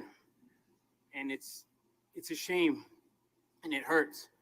But the beauty of the two always being together is something that it comforts us. It lets us know that they were with their best friends in the whole world. And it's like a book. It's like some kind of terrible chapter, but there's beauty in it. And we're going to get our justice. We're going to figure this stuff out. This community deserves that. And when I look at all you guys, there's only one way for this to get a little better, to heal a little bit. There's pain everywhere. You're just going to have to love each other. You guys are just going to have to hug each other. Mandy just put the biggest bow on this live stream. This case brings out passion. 1,000%. This case brings out a lot of passion. We are extremely passionate people, and we are extremely connected to this case, and everybody has their own theories and their opinions. And we get emotional if something doesn't line up with our specific view. And it's not by purpose. It's not with malice. Annie knows that her and I have gone back and forth a bunch of times. I respect her. She respects me. We respect everybody here. Not everybody's going to have the same opinion, but that's why we do this, to share our opinions, to bounce the ideas off one another, to maybe see or hear something we haven't seen before. We all love and respect everybody in this community, in these chats. There's no ill will.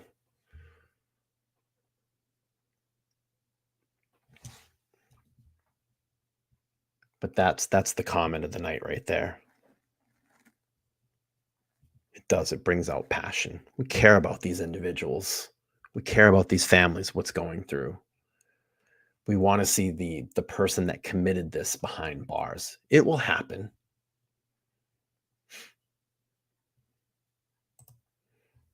Lisa says, I need to know what this is all about. I'm passionate about it too. They all deserve justice. Absolutely. Yes, 4 young lives, so much mystery, so many unanswered questions.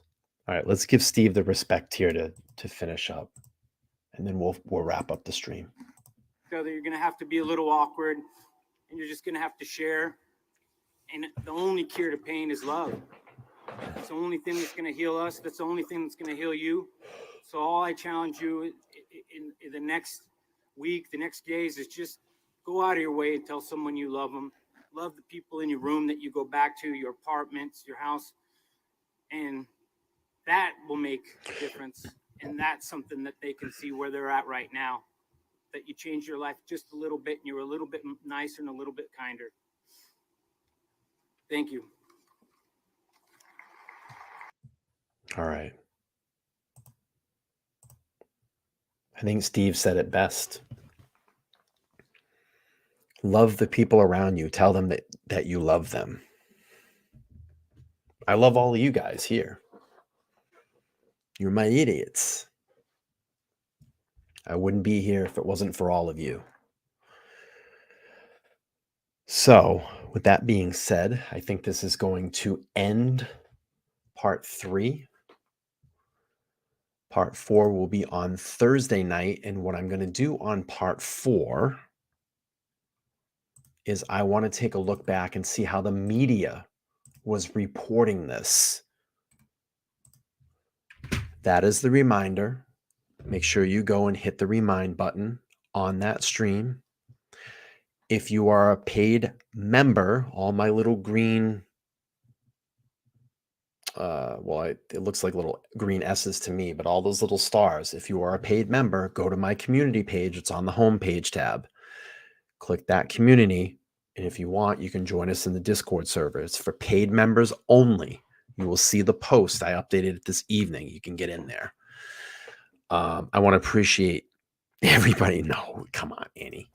I want to appreciate everybody for hanging through this 3-hour banger. It was a very long stream tonight. Another long one, another great one to go back and look forward. I am looking forward to Thursday night for the review of how the media has been reporting this up until present day. And we'll keep this theme going. I have some more digging around to do. You all know how to get in touch with me. You can email me at theopinionatedidiot@gmail.com. Facebook, you can connect in the Discord server. Also, I stream. If this is your first time over here on the channel, I stream 3 nights a week. You can see it down there below. Live show every Sunday, Tuesday, Thursday, 8:30 p.m. Eastern Standard Time. And if I don't make one of those times, I will make it up to you some way, somehow. Before you all go, I would really enjoy if you can go back and watch the stream that I did earlier today. I think it's going to speak to a lot of how we all feel about passion. I dropped the link there in the chat. Put it in your queue if you can't watch it right now. It's only a 30-minute live stream. I did it earlier this afternoon. Leave your comments, how you feel about what I talked about in that stream on that video. I would appreciate it. I see all your thank yous. I see all your excellent streams. Thank you for being such a great, loyal fan base. And someone was asking me about when I get to 5,000, will I shave my beard off? Wow, that's going to be a long time. I don't know. Maybe we'll work something out for charity. Maybe if I can get enough donations one night or something, we'll do something.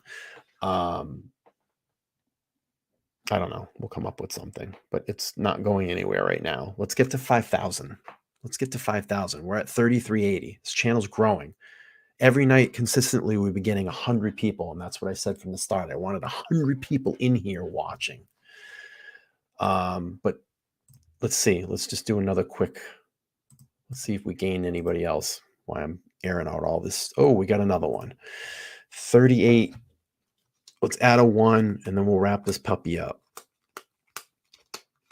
I'm feeling we're going to get to 3,400 by Thursday. You think we can get to 34?